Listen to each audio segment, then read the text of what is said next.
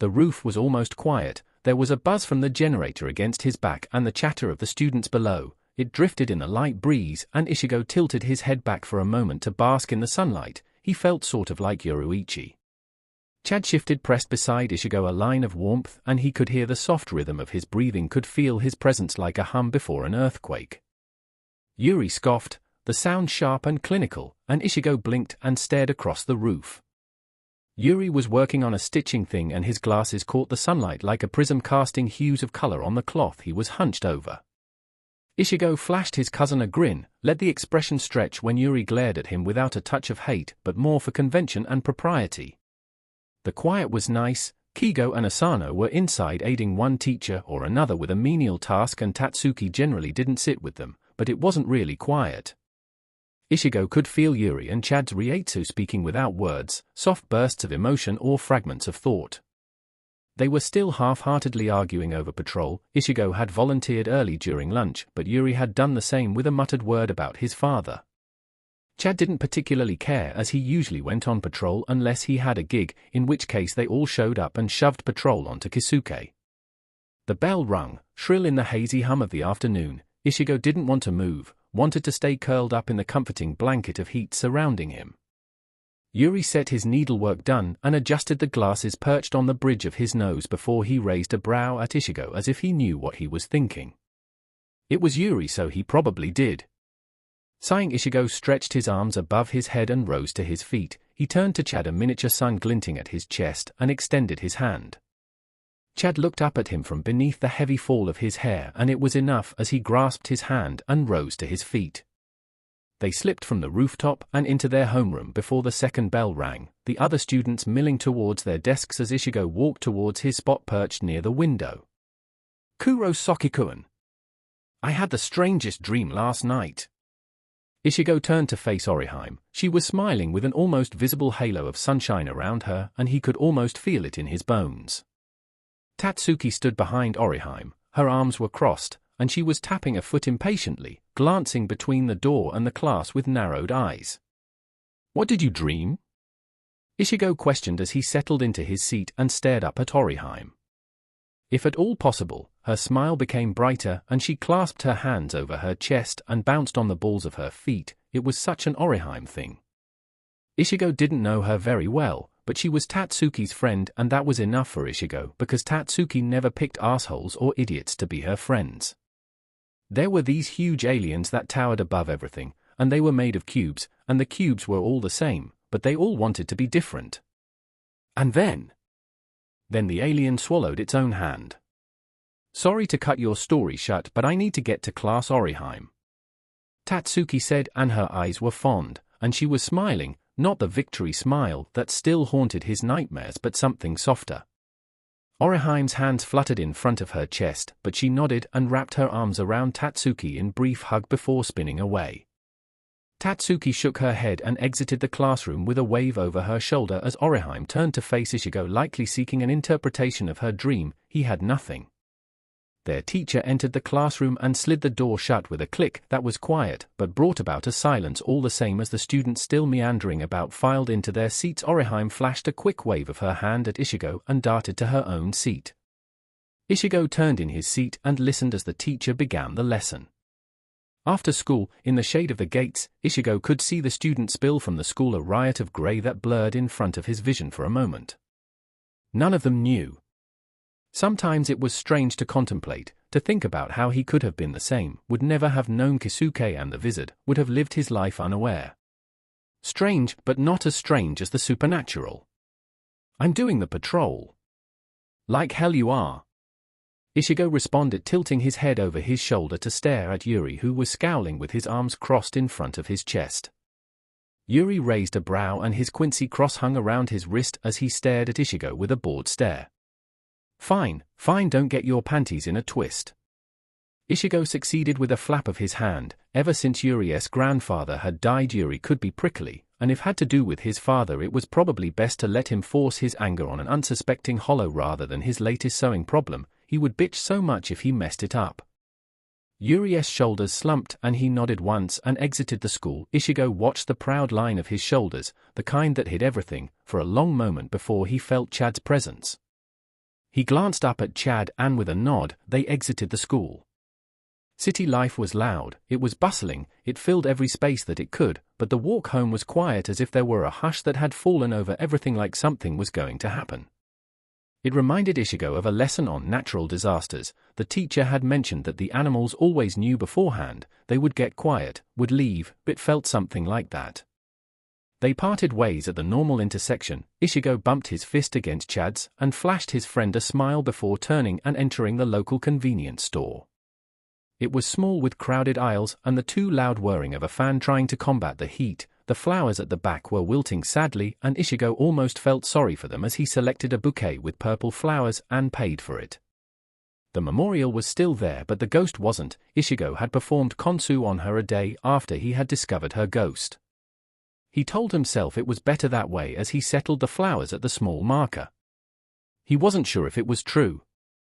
Zangetsu hovered over his shoulder, peering at the flowers with a blink of mismatched eyes. It was a relatively new development, as he tilted his head to rest it on his hand.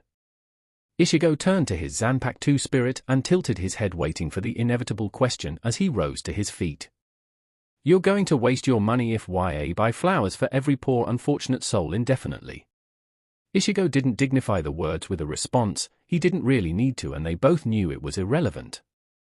Rolling his shoulders, Ichigo continued to walk home with his hands curled around the keys in his pocket as his eyes swept around the streets. Kisuke said Aizen surveillance was near constant and almost completely invisible. It made him feel paranoid. Benihime would say that was good, but he tried to ignore it. The door clicked open and Ichigo stepped inside with his chest tight for a moment, but there was nothing as he toed off his shoes and entered the living room. The old man was probably still in the clinic. Karen was on the couch, a TV show with bright colors on but muted as she hunched over her homework with a fierce scowl that promised death to the next math question. Ichigo muffled a grin and ruffled his hand through her hair, earning a swat and a roll of her eyes. Chuckling, Ichigo entered the kitchen. Yuzu was hovering over the cutting board with a knife in her hand. She turned and grinned at him with a wave of her knife that was only vaguely concerning. Ichigo pressed a kiss to her forehead and answered the mandatory questions about how school was before throwing them back at his sister. Yuzu prattled on for a few minutes, gesturing with the knife in her hand in between cutting as she smiled, and it felt right in Ichigo's chest. Dinner was a dramatic affair, as it always was. Karen insulted the old man, Yuzu attempted to placate everything, Ichigo eventually intervened, and their dad ended up crying at the giant poster of their mom. It was normal and the food was great, and Ichigo felt for just a single moment as he spooned rice into his mouth that it was fine, that maybe there wasn't something hanging over their heads just waiting to happen. After dinner, he retired to his room and pulled out his English homework and attempted to puzzle out English contractions to Zangetsu's amusement and prattling commentary. Then she appeared. She slipped in through the window, a pale spectre cloaked in shadows. Behind her followed a being of ice, of crystal, hues of silver, and the whole entire spectrum of color caught together in the drape of fabric and the fall of pale hair. A Shinigami and her Zanpakuto spirit. Ichigo's heart stuttered in his chest, and for a single moment, all he could feel was fear, something heavy in his stomach and sour in his throat as he stared wide-eyed at the Shinigami.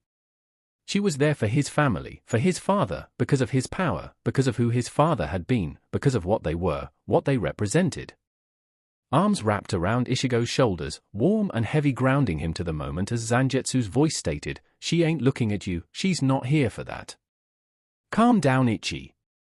He was right, she wasn't looking at him, she was glancing at the room and staring at the shiny screen of her phone. He assumed it was a phone. When her eye swept over him, they didn't rest there, in fact, they were completely dismissive, as if he were nothing but a nice lamp on a table. It was okay. Ichigo nodded and inhaled, debating how to handle the situation. He could let the Shinigami go, pretend as if he'd never seen her. But there could be a hollow nearby.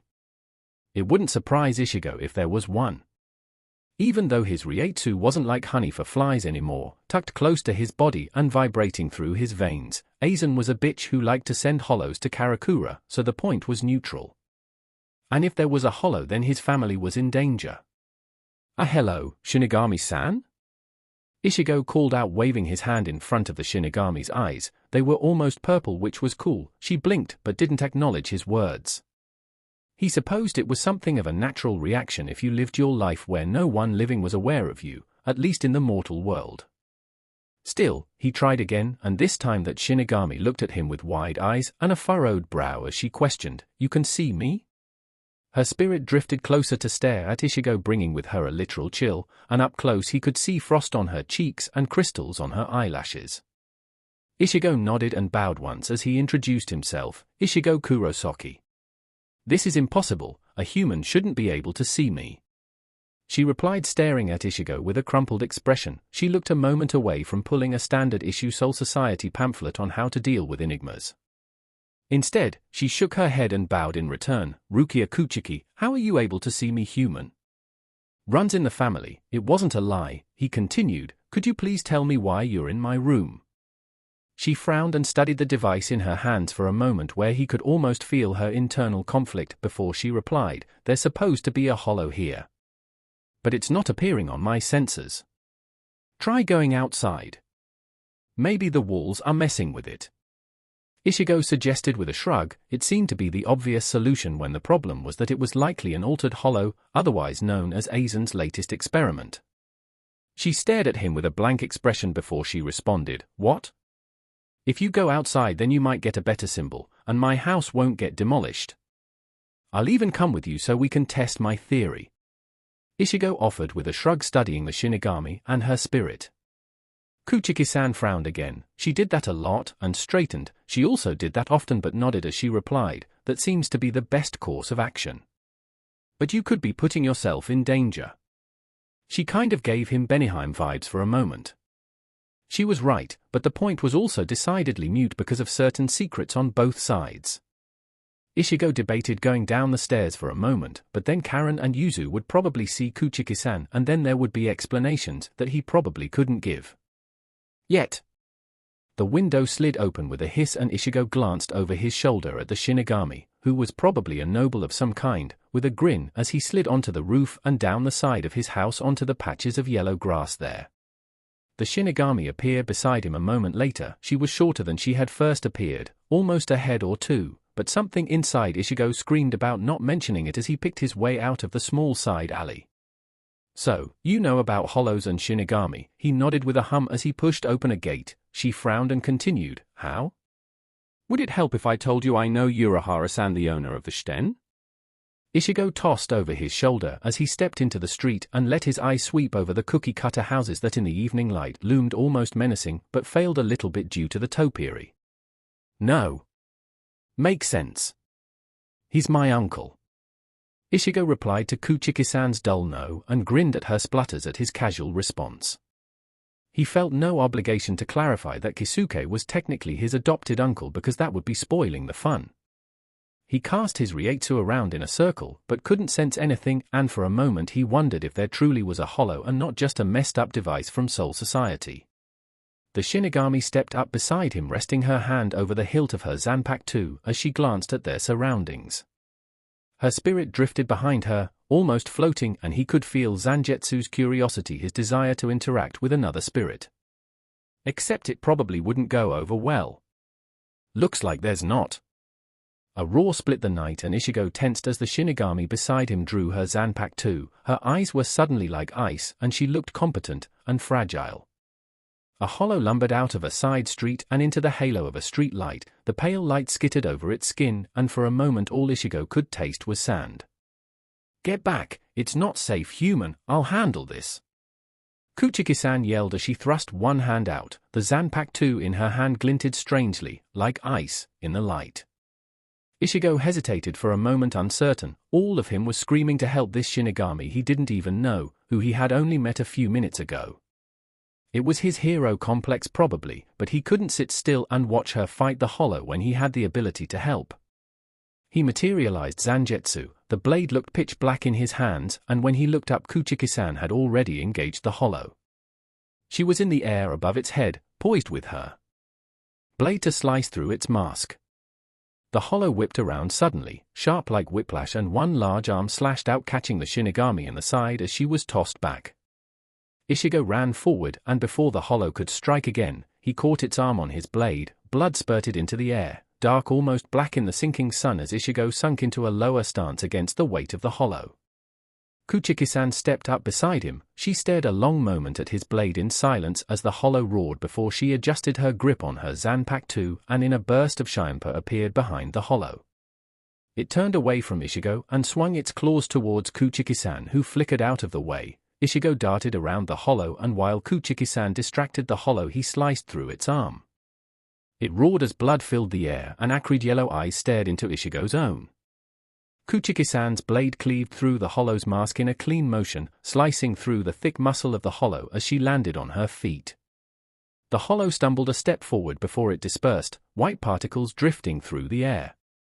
Ichigo wiped away the blood smeared across his cheek, it was cold, and turned to face the Shinigami. She was staring at Ichigo with something like a smile, but it was a fragile thing and there was something behind it that Ichigo wasn't certain he could understand. So, not quite a regular human, huh? Not really, no. Ichigo replied in what was basically the ultimate understatement. Ichigo grinned at Kuchiki-san with the sound of his heart beating and blood pounding through his veins in his ears. The night was cool around them, but Ichigo's breath was hot in his lungs. Instinct was all that alerted him to it. He twisted, Zangetsu striking out to sever through flesh as a hollow, thin, and too bony, appeared behind him. Rukia was beside him in an instant. Her hands were tight on her Zanpakuto and he could see her spirit out of the corner of his eye. Did your device detect this? Ichigo asked, a touch breathlessly as he was forced to drop and roll as a wing swept through the air. Rukia pursed her lips as she landed in the air only to jump back as the hollow's wings stretched towards her. Ichigo tightened his hands on Zangetsu's hilt and charged forward. He ducked under a wing, raised his blade to strike. A leg slammed into his torso, tossing the breath from his lungs as Ichigo rolled across the hard pavement and to his feet with a ragged gasp. Fucking pavement! Rukia was in front of the hollow on the ground. Her blade danced through the air and cut off a wing only for her to jump back as an arm swiped towards her. Rising to his feet, Ichigo charged forward only to pause and catch Rukia as she slammed into his arms. He planted her onto her feet and charged forward. Ichigo dodged under an arm and in a move Kisuke had practiced with him 50 times bisected the hollow. Panting, Ichigo watched as it crumbled to dust, felt blood cooling on his cheeks and dripping off his blade as Rukia stepped up beside him staring at where the hollow had been. She was also covered in blood. Ichigo glanced around their surroundings searching for something and wondering at the feeling of something like after it rained. But there was nothing, just the streets, and even his Reiatsu couldn't feel anything. Rukia swayed on her feet beside Ichigo before quickly straightening, and Ichigo couldn't really stop the concern in his chest even as he wondered where it had come from. Running a hand through his hair, Ichigo said, "Want to stay at my place tonight? You can use our shower, and we can go and see Urahara tomorrow." She turned to stare at him with wide eyes that seemed too bright with the blood sliding down her forehead. After a moment she quirked a smile and nodded. She straightened and bowed as she said, "Thank you, Ichigo." "No problem, Rukia." X. The Shiten appeared from the exterior to be a dilapidated candy shop of irreputable standing. It was old, all pale brown wood and a dusty yard with a creaky sign that swayed in the wind. Rukia tightened her hands into fists hidden in the sleeve of her shirakusho and glanced at Ichigo. She had heard of the mysterious vendor of Soul Society-related supplies in Karakura town from the 6th seat who had cautioned her greatly on the man's hereto unknown origin and his shady nature. It instilled little confidence in Rukia that the man was Ichigo's uncle as the rumors lingered on her mind and the building tilted in a decidedly lopsided manner in the pale morning sunlight. Ichigo glanced at Rukia and smiled. It was a nice smile, warm, and a little bit too familiar in its attempt to reassure her. Rukia mustered a smile and followed the teenager across the dusty lawn. Ichigo was strange.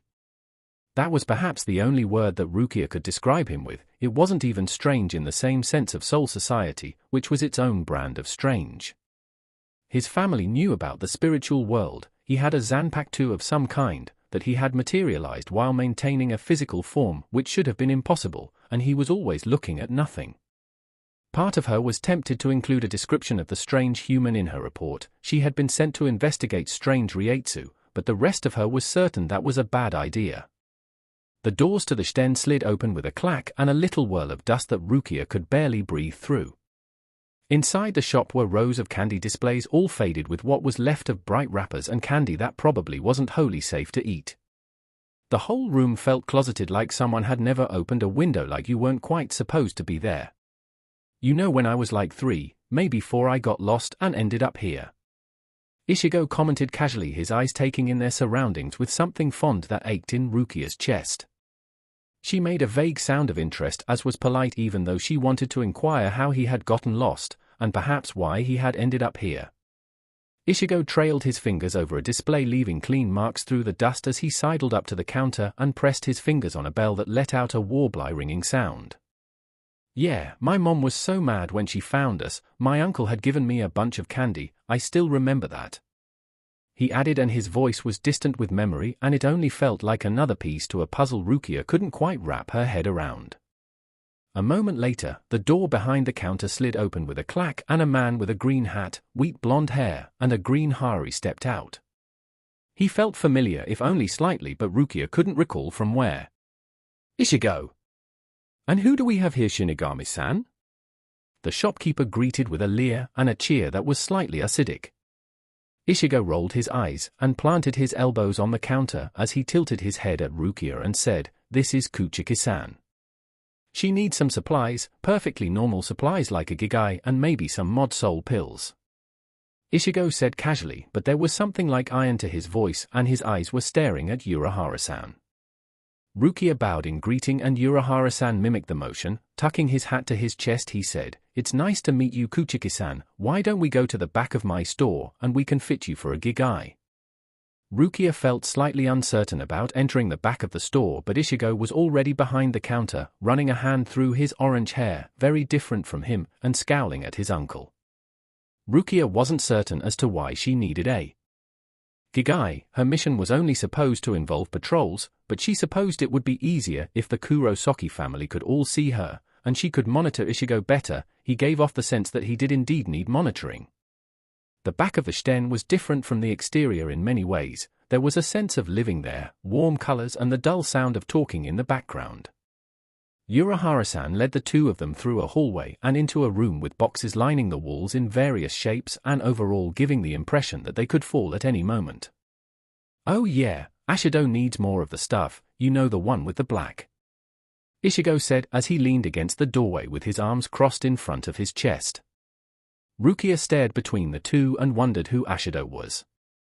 Urahara-san nodded, stroking a hand over the stubble lining his jaw as he pulled out a box and peered inside before hastily shoving it back into place. They didn't really look alike, Rukia thought as she observed Ichigo stalk towards the boxes and pull one out and hand it to Urahara-san with a raised brow.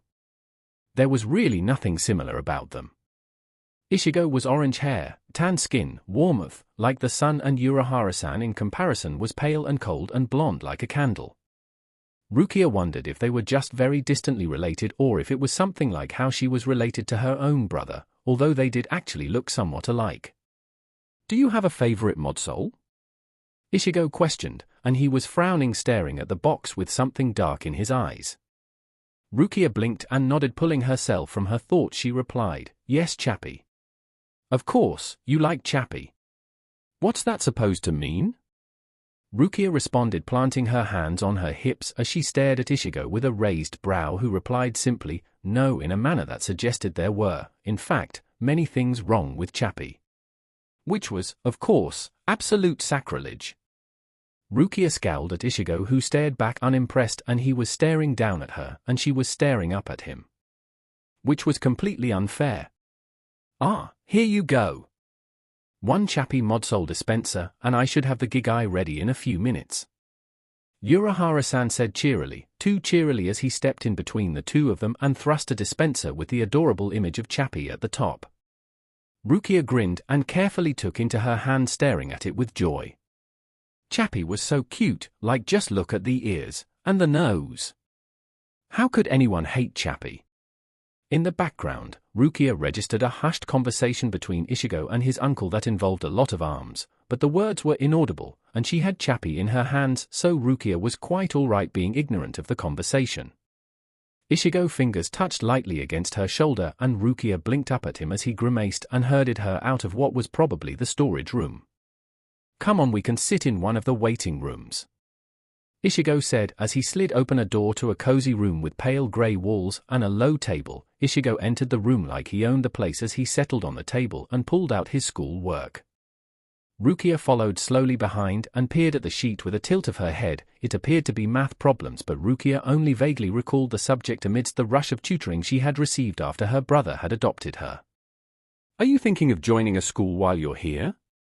Ichigo asked, peering up at her over his shoulder as he jotted a number down.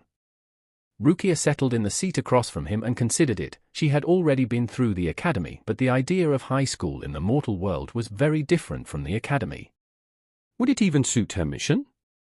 She was supposed to be patrolling, but it seemed like Ichigo was a beacon for hollows all on his own. They had already stopped one on the way to the Shiten. It was probable that if she stayed with Ichigo she would find the strange Reiatsu Soul Society was looking for. She nodded once, but couldn't quite hide how unsure the idea made her as she replied, "That would be nice. However, I'm only scheduled to be in Karakura town for a month at most." "A month who?" "Plenty of time to experience the absolute joy of high school." Ichigo responded and sounded very enthusiastic about high school. A part of Rukia did not believe his enthusiasm was real. The door slid open and Urahara-san appeared holding a body over his shoulder. He stared at the two of them and winked once at Ichigo before he set the body down. "Voila! One gigai," he said with a bow, and Rukia bowed in thanks and pulled out the money Soul Society had supplied her with.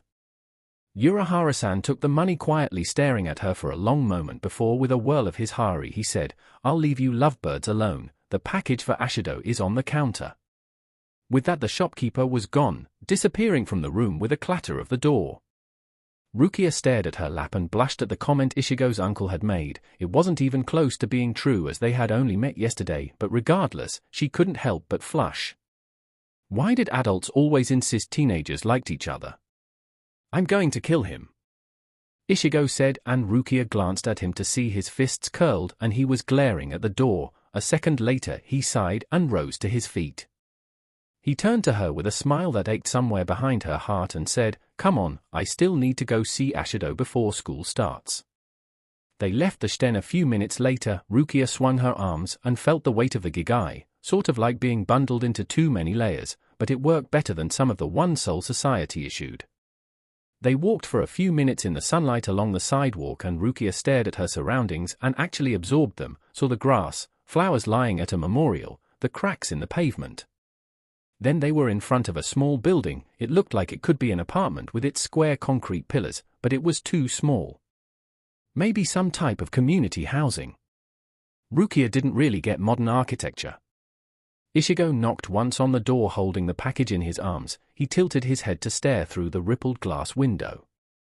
A thud echoed out from behind the door, followed by the sound of footsteps, and a moment later the door creaked open with a loud groan. It was a man, with dark hair and a simple face. He seemed utterly normal. Rukia doubted there was anything normal about him. The man blinked, but then his eyes widened, and he shot forward to wrap his arms around Ichigo and ruffle his hair. "Ashido meet Rukia, Rukia meet Ashido," Ichigo said as he carefully disentangled himself from the koala of a man. Rukia bowed in greeting to the man, who stared at her for a long moment with serious eyes, before he bowed in response. "Do you have the package?" "I do," Ichigo replied as he shoved it into Ashido-san's arms. The man grinned and looked a moment away from tearing at the plain paper wrapping it, but then glanced around them and shook his head, tucking it into the crook of his arms instead. "Would you like to come in for tea?" Ashido-san questioned, running a hand over his arms as his eyes went distant for a long moment where he wasn't quite there. It reminded Rukia of some of the Shinigami who came back shell-shocked after a mission. Ichigo smiled apologetically and rested his hand on Ashido-san's arms as he replied, "Not right now, I have to get to school." "But after school?" The man blinked and nodded with bright eyes, and folded Ichigo into another hug that was probably bone-crushing. He turned to Rukia and bowed once as she said, "It was nice meeting you, Rukia-san. Feel free to accompany Ichigo. More company is always welcome." Then he turned and entered his home with a click of the door. Ichigo stared for a moment before he shook his head with a smile and turned away from the small porch and started walking. Rukia scrambled to catch up to his longer strides and let the silence between them sit. She was curious, wanted to know more about Ashido-san, more about Ichigo, but felt it would be beyond the bounds of polite manners to ask. He's always like that, but don't worry, Ashido-san is a great person, he's just not good at social skills. Ichigo commented as he slung his bag over his other shoulder and stared at the end of the sidewalk. Rukia nodded, unsure how to respond to the statement, unsure how to respond to everything that was happening. Ichigo grinned and said, "Come on, let's go register you for school." So, they did. And Ichigo, it turned out, was a horrible liar. Chad was silent as they exited the school gates, quiet in a way that was deeper than when he chose to convey everything with a nod. It was heavy, like a black star sucking everything in all around them. The bird with the boy's spirit, Ichi, was in the cage in his hands and his plumage seemed dull in the pale sunlight around them. Ichigo peered around their surroundings and couldn't help the way his shoulders were tense. They felt a moment away from snapping, as other students filed past him and filled the courtyard. A hollow could attack at any moment, could hurt the students. And there was a hollow. Chad had brought the bird at lunch, a scrape on his shoulder and something to his Rietsu that Ichigo would hesitate to classify as sad, but at the same time understanding, Chad never felt anything simply. They had all known, even Chad, and Rukia amidst her attempts to use a juice box had stared at Ichigo with demanding eyes as if he couldn't see the poor spirit.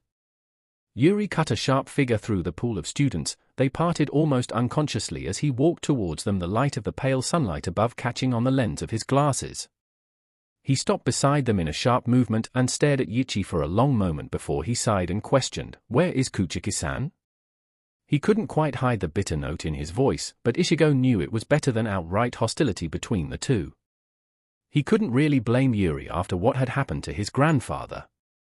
It panned somewhere behind his heart, a dull pain that was familiar even it was hardly noticeable anymore. It was easy to miss people. "She needed to get something from a teacher, I think?" Ichigo replied with a shrug and leaned against the wall behind him as he stared at the rapidly emptying courtyard. Yuri scoffed and nodded, crossing his arms over his chest as he muttered unintelligibly under his breath. Chad leaned beside Ichigo, their shoulders touching a line of solid warmth, and something in Ichigo settled slightly because he was with Chad and Yuri and it wasn't all bad. "Is everything going to be okay? I don't want you all to get hurt. Please, you can just leave me behind." The young voice, too young, spoke from the bird's beak, staring at them with wide eyes that probably shouldn't have been so adorable on a bird. Chad nodded and Ichigo scrubbed a hand over his face as he searched briefly for Rukia before replying, "Yeah, no, we're not doing that. Don't worry, it'll be fine. There's 4 of us and 1 hollow. Besides, afterwards, you get to go to Soul Society and it's really nice there, you might even be able to find your mom." Ichigo felt bad about the lie. It sank into the bottom of his stomach like an anchor dropped off the side of a ship, because Ichigo hadn't even been to Soul Society, but he had heard enough from Shinji and Yoruichi to paint a picture. It wasn't pretty. Ichi nodded, bobbed his head in a little happy motion, and Ichigo could feel Chad's gratitude pressed against his shoulders and curved at the corners of his lips. "Kurosaki-kun." A familiar voice called, and Ichigo turned to see Orihime bouncing forward, near floating, with Tatsuki striding slowly behind her, watching Orihime with a softness to her eyes that she would viciously deny. She nodded in greeting to Ichigo even as Orihime crouched to say hello to the bird before springing again to her feet. "I had the strangest dream the other night. You were in it, Ichigo, and so was Rukia, and, well, anyways, you both were there and were fighting this giant monster, and it was totally awesome. It was like BAM! And then POW. That does sound like an awesome dream, Orihime-san," Rukia said from behind Tatsuki, smiling pleasantly in a way that was almost so fake it hurt somewhere inside his chest. It reminded Ichigo of the visit, of the normalcy they held onto with every fraction of their being as if it could hide the pain beneath. There was something a little bit real to the smile, but Ichigo could barely see it, and he was suddenly determined to make Rukia smile, really smile. He had a feeling it would be a great smile. "Finally, here, Kuchiki-san." Yuri greeted in a pleasant tone with a sharp adjustment of his glasses that couldn't hide the sudden tense line of his body. Rukia shrunk into herself for a moment before she nodded with another, fake, smile and bowed to the three of them as she said, "I apologize for tardiness. It was important that I speak to the teacher about an assignment." She said it in that perfectly posh voice, the one that had zero emotions and felt as if had been manufactured on a conveyor belt. He totally hated it. Ichigo nodded with an easy grin and turned to Orihime, who was smiling at Rukia but wasn't really there. Tatsuki was frowning at the four of them because she was smart and could piece together that there was something going on that was a bit different from normal. Normal in the sense that she was always invited to participate when it came to hollow ass kicking. But this was again a bit different. "Come on Orihime, you promised to come to my place so my mom could feed you," Tatsuki said as she locked her arm around Orihime's and began to tug her towards the gate, glancing once over her shoulder in a manner that Ichigo knew meant he would have to explain everything later. Orihime nodded and clapped her hands in front of her chest before she turned and waved at the four of them and disappeared behind the corner. Ichigo glanced down at the birdcage sitting by Chad's feet and glanced up at the sky that was mostly overcast, rolled his shoulders and said, "Come on, we should find a nice conveniently abandoned space." Yuri rolled his eyes and uncrossed his arms in a manner that conveyed that it was about time. Chad bent forward and picked the cage up, tucking it close to his chest as they exited the school gates. Rukia lagged behind for a moment before she caught up to Ichigo, staring at their surroundings with wide kind of curious eyes that reminded him a little bit of Yuzu. "Do you, Sado-san, and Ishida-san always patrol together?" Rukia questioned, staring up ahead, where Chad was nodding every odd interval as Yuri ranted about the latest stitch he was working on and how he was close to getting it right, but a certain idiot kept interrupting him. Ichigo had no idea who that could be. He shrugged and after earning a glare that demanded more information, she was quite bossy, but he didn't mind awfully much. Ichigo nodded and replied, "Yeah, we became close when we were younger after a lot of things happened to all of us. It was just easier this way." Rukia nodded and drifted into silence with a contemplative expression that Ichigo had the feeling had something to do with Chad and Yuri's powers, both of which Rukia hadn't seen yet. He hadn't confirmed that they had Zanpakuto too, but he hadn't really said anything else either. His phone pinged, the sound almost lost in the bustle of the street they were walking through, and Ichigo fished through his pockets before he pulled out his phone, which was dented on one end and could probably use an upgrade or two, but it worked. It was Yuzu replying to the text he had sent at lunch about being late for dinner, a smiley face and a bunch of other little characters that Ichigo couldn't really translate. He muffled a grin and tucked the phone back in his pocket. They eventually reached a construction area that was all but abandoned except for a man passing by on his bike. Chad set Yichi's cage down on a nearby block of concrete and settled on the ground beside it with a nod to Ichigo. Yuri paced the perimeter of the area for a moment, staring at his surroundings with keen eyes honed to pick out detail. He was kind of like a hawk. Rukia's fingers trailed casually over the chappy dispenser as she stared at their surroundings for a long moment before she said, "Soul Society responded to my inquiry about the hollow. It appears that 2 Shinigami were killed by the hollow." Was that her expressing concern and/or worry? Logical deduction said yes. Ichigo nodded and was serious for a moment as he considered the situation before he replied, "We know the hollow is coming and there are 4 of us. It'll be fine." Rukia looked doubtful for a moment before she nodded and smiled. It was small and barely noticeable, but it was infinitely better than the other smile. Yuri stalked back towards their group. He was frowning, but that in of itself wasn't unusual. It was kind of his normal expression. "I think it's close, but I can't get a good read on it. It's probably masking its Reiatsu, might be close to evolving," Yuri stated sharply, running his long fingers over the cross at his wrist for a moment. Ichigo nodded and let his eyes scan their surroundings. It was like walking into a trap or waiting for an ambush. He knew it was coming, but he couldn't help the upset way his stomach flipped, and his heart hammered in his chest and all the way behind his eyes. Zangetsu cut through the air, bisecting something before it could attach itself to Chad. Ichigo blinked and stared at the remains of a small bug-shaped hollow before his eyes narrowed and he glanced at their surroundings and his friends. Yuri had his bow materialized. It crackled and spit in the air like licks of fire as one arrow remained embedded in the far wall. Rukia was staring at Yuri. She had wisely ducked behind Ichigo at the sudden assault but hadn't quite moved after seeing Yuri's bow. It was kind of an obvious sign. He nudged her gently with his elbow and said, "Come on, focus, Rukia. You can be astounded by Yuri after the battle." Rukia shook herself with a frown that was all self-depreciation as she nodded and swallowed the Modsol pill and instructed it to guard the cage. She shoved him suddenly to the side and Ichigo whirled around with Zangetsu clenched in his hands as he stared at the hollow. It had a strange mask, long and square, with an almost amphibian-shaped body, if an amphibian had been horribly distorted. Its beady yellow eyes stared at them with a fierce hunger that was slightly terrifying in the way that it was boundless. "What do we have here?" "For tasty morsels, what a lovely present, Ichi. Maybe you'll finally get to see your mom."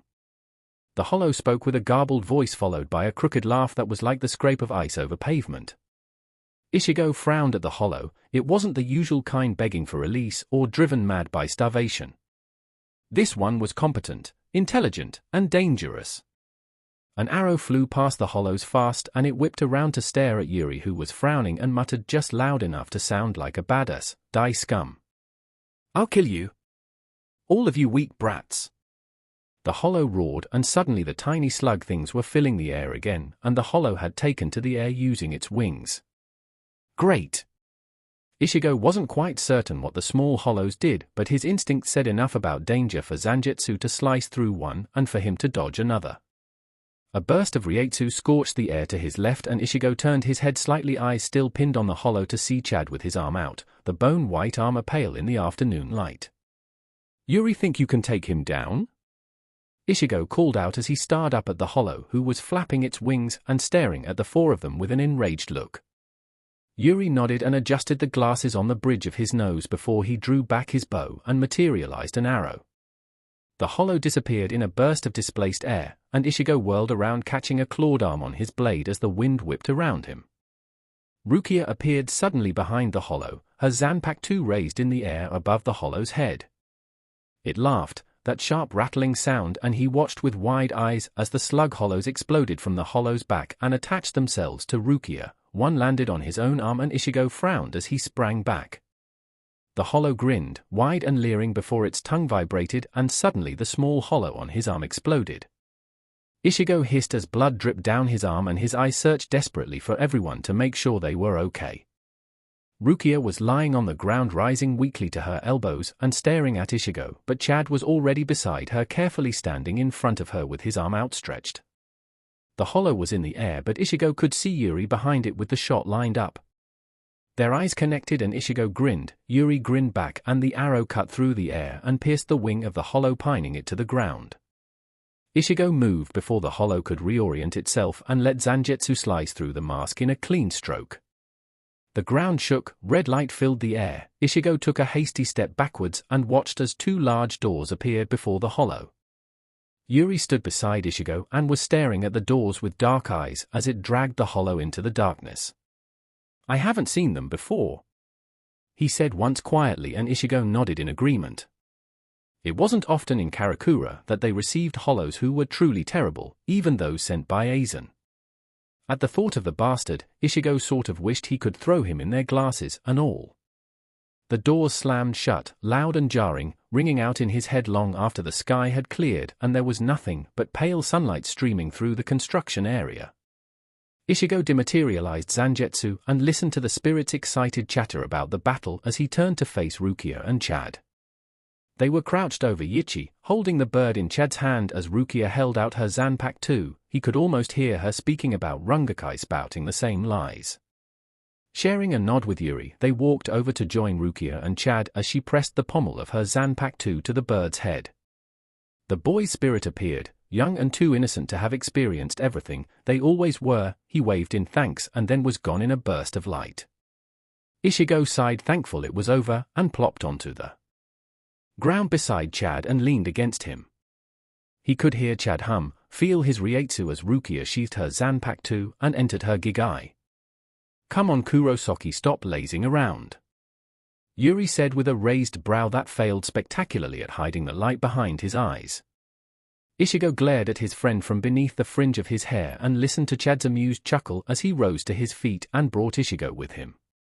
"Don't want to miss dinner," Chad said quietly, and Ichigo could agree wholeheartedly with that verdict. Glancing at Rukia, Ichigo flashed her a smile as they exited the construction area, allowing Yuri to lead them all back to familiar territory. He was the one who had the city mapped out in his head. As they passed busy stores with extravagant displays and arcades with flashing games and coffee shops with fancy pastries, he watched Rukia's wide eyes and promised himself to take her out to see it all.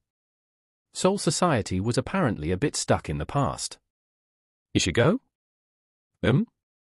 He replied distractedly as Chad branched away with a nod and a wink that ruffled a laugh from his lungs, and a moment later Yuri left at the next street corner with a sharp nod. Typical. Rukia paused for a moment, obviously unsure, before she questioned, "Do you have Shikai?" Ichigo paused for a moment in the middle of the street, struck dumb by the completely random question. Seriously, where had it come from? Ichigo debated with himself for a moment how to respond to the question. What was he supposed to say? No.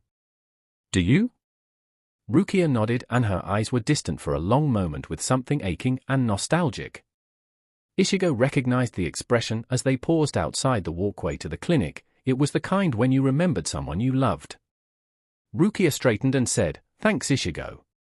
"You're welcome," he replied, mostly certain about what he was replying to as the door to their house swung open. Ichigo's dad went flying casually by, and Ichigo rolled his eyes as he tugged Rukia inside to the smell of Yuzu's awesome cooking and the sound of Karen complaining. It was home. Ichigo peered out the window at the grey overcast skies and tugged at his sleeve for a moment as he stared up at the clouds dubiously. If one looked at them long enough, the clouds were almost light enough that there was the chance it wouldn't rain. That the skies wouldn't open up in sheets that railed around him, heavy and too loud, but not loud enough to block out the chill in his skin and the shake in his fingers. Ichigo sighed and brushed a hand lightly over his arm and glanced over his shoulder. Yuzu was carefully packing the picnic basket, humming a tune that lilted like a lullaby but could have been something from a decade past. Karen was resolutely curled on the couch, pretending she wasn't curled on the couch, with a funk above her that Ichigo knew she had learned from him. It felt surreal, like sitting at the dinner table the night of the funeral and staring at the grains of wood until they blurred in front of his eyes. Like nothing could touch him, but not in a bulletproof way. And he knew. He knew that it would flood over him like a waterfall later, like a tsunami, like any devastating force of nature one could think of. In the same way, Ichigo knew it wasn't his fault in the most literal sense of the word. He hadn't killed his mother that had been the hollow. But he had been the one that had tripped, had felt the grass cold beneath his knees as he tumbled down the hill and towards the water. Maybe it was hypocritical, but Ichigo couldn't erase the guilt even if the pain of losing his mother was only a dull ache in his chest that stole his breath. His phone rang. It was a techno sort of tone that sparked like a live wire and demanded attention. Of course, it was therefore Shinji. Ichigo sighed and flipped his phone open. He stared at the contact number for a long moment, where he could feel the urge to just do nothing, like a black hole starting at his feet and working its way up to his numb fingers. He pressed the answer button and held the phone a safe distance away from his ears. "Yo, Ichigo." Shinji's voice echoed out through the phone, and Ichigo made a vague noise of response and waited for Shinji to get to the point. They all knew that today wasn't a good day for him, just like the anniversary of the betrayal wasn't a good day for them. Shinji sighed on the other end of the line, and Ichigo could hear the shift of fabric and the familiar rustle of Shinji running his hands through his hair. "I was just calling to let YA know that if YA needs some space from, well, everything but your dad and the Shinigami for one, then you're always welcome here, Ichigo." "I know." And he did know. As much as Ichigo had helped the visit in the past, they had also helped Ichigo develop as a person, shaped a part of him permanently into he was. They were family. Shinji made a humming noise on the other end of the line, and Ichigo for a moment wanted to clamber out of the window before the rain began to fall, to duck into the warehouse and squish himself onto the couch beside Love and watch the horrible B-movie Lisa had put on while Hachi made everyone hot chocolate. He glanced over his shoulder and watched Yuzu place a Tupperware full of rice into the basket and shook his head. Shinji huffed at the other end of the line, and for a moment Ichigo was concerned before his voice crackled over the line. It's nothing Ichi, just the usual. I'll talk to you later, kiddo. The offer's always open, K? By Shinji, tell the others I say hi. The line clicked dead at the same moment as the front door opened. Ichigo stuffed his phone into his pocket and glanced up at Rukia. She was carrying a grocery bag full of items Yuzu had demanded on one arm and was staring into the distance with a dazed expression. Ichigo stepped into her line of sight and she straightened and glared at Ichigo as if it was his fault that she had been distracted. She had gone out to speak with Soul Society and do one of their chores, so maybe it was understandable. He gently took the groceries and brought the bag to Yuzu, who smiled up at him with the same smile that had cemented his will to be the best big brother ever at the tender age of 3. Rukia appeared silently beside Ichigo, staring into the picnic basket with wide eyes. It was prudent to never question how Yuzu fit that much food in the basket, but she didn't gush and Ichigo appreciated it. It felt like it had to be a secret, that he wasn't ready for her to know. But Ichigo had told her enough that Rukia was respectful, and when she asked to come, Ichigo couldn't find it in himself to say no, could barely find the words to speak at all. Their father entered the house through the front door, and he was quiet for a long moment.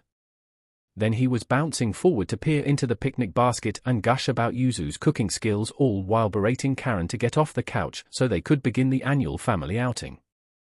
It was familiar, bright and harsh in a way only their father could be, but Ichigo was used to it as he rolled his eyes and tugged Rukia towards the doorway. The drive to the cemetery always passed in a blur of hazy figures out of the corner of his eyes. On pleasant days they could walk to the cemetery, but that also passed in a blur, and Ichigo only really came back into his own head when they stepped onto the damp grass. It was squishy beneath his feet with the rain of the past few weeks, and the cemetery was empty but for a couple in front of a gravestone and an elderly woman hunched over another. It was always too quiet in a cemetery, as if the very world itself had decided to hold its breath. Ichigo followed behind as his sisters talked with one another, Yuzu babbling somewhat happily about all of the things she was going to tell Mom. Karen made non-committal noises every so often, but Ichigo knew she was just as desperate to speak to her. Their father was barreling ahead in his usual manner, and Ichigo shook his head as Rukia walked beside him, staring at their surroundings. Everything about the mortal world seemed to surprise her some days. I guess they don't have cemeteries in Soul Society, huh? Ichigo questioned as they reached the top of the slight hill and the spread of gravestones collected there. Rukia pursed her lips for a moment before she shook her head and stared at their surroundings.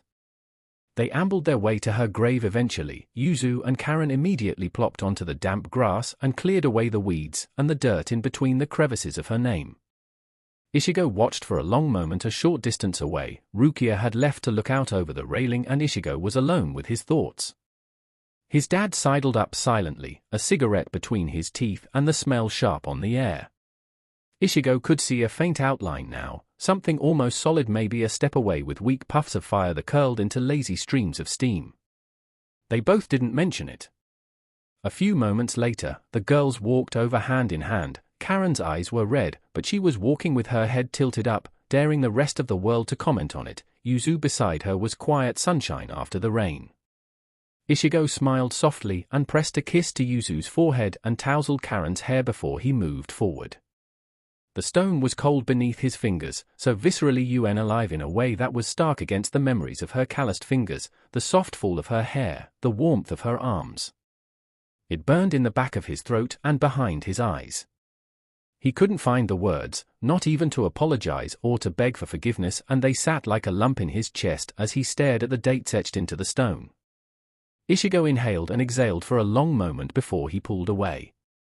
The twins were tugging the picnic blanket out with hasty glances at the still overcast skies as they set out the food. Their dad was hovering by her grave with the cigarette like an ember in the grey around them.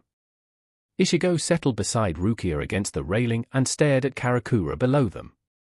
She was killed by a hollow. Ichigo began, and he wasn't quite sure why he was sharing it with Rukia. Maybe part of it was the him that knew too much about psychology after forcibly devouring textbooks. Maybe it was how he knew Rukia understood, in that non-verbal sort of way. She turned to look at him, but Ichigo couldn't look into her eyes, could only stare at Karakura pressed beneath their feet and feel her cold hands over his. Shaking hair out of his eyes, Ichigo continued, "It was my fault, or at least mostly fault. I didn't kill her, but I may as well have. It was raining, like today. You know I hate the rain. We were walking home from karate and I saw the hollow at the edge of the river. It had a lure, and for a moment I stepped forward. I tripped and rolled down the hill towards the hollow. She saved me, killed the hollow, but..." Rukia stared out at the horizon beside Ichigo in silence as a few drops splattered onto the ground, not quite rain, but perhaps close enough. Her fingers were tight over his own and the point of contact was grounding. It forced him into his own feet and made him feel the breath in his lungs. After the academy I was moved to the 13th division. Kyan was my mentor. I had been so unhappy, but he made me smile. He taught me how to wield my Zanpakuto too, and didn't care that I was a noble. He just wanted the best of all of us. There was a hollow. It killed his wife and we went after it, and he was so angry, so hurt. The hollow, it got him, and I couldn't do anything. To save him I had to.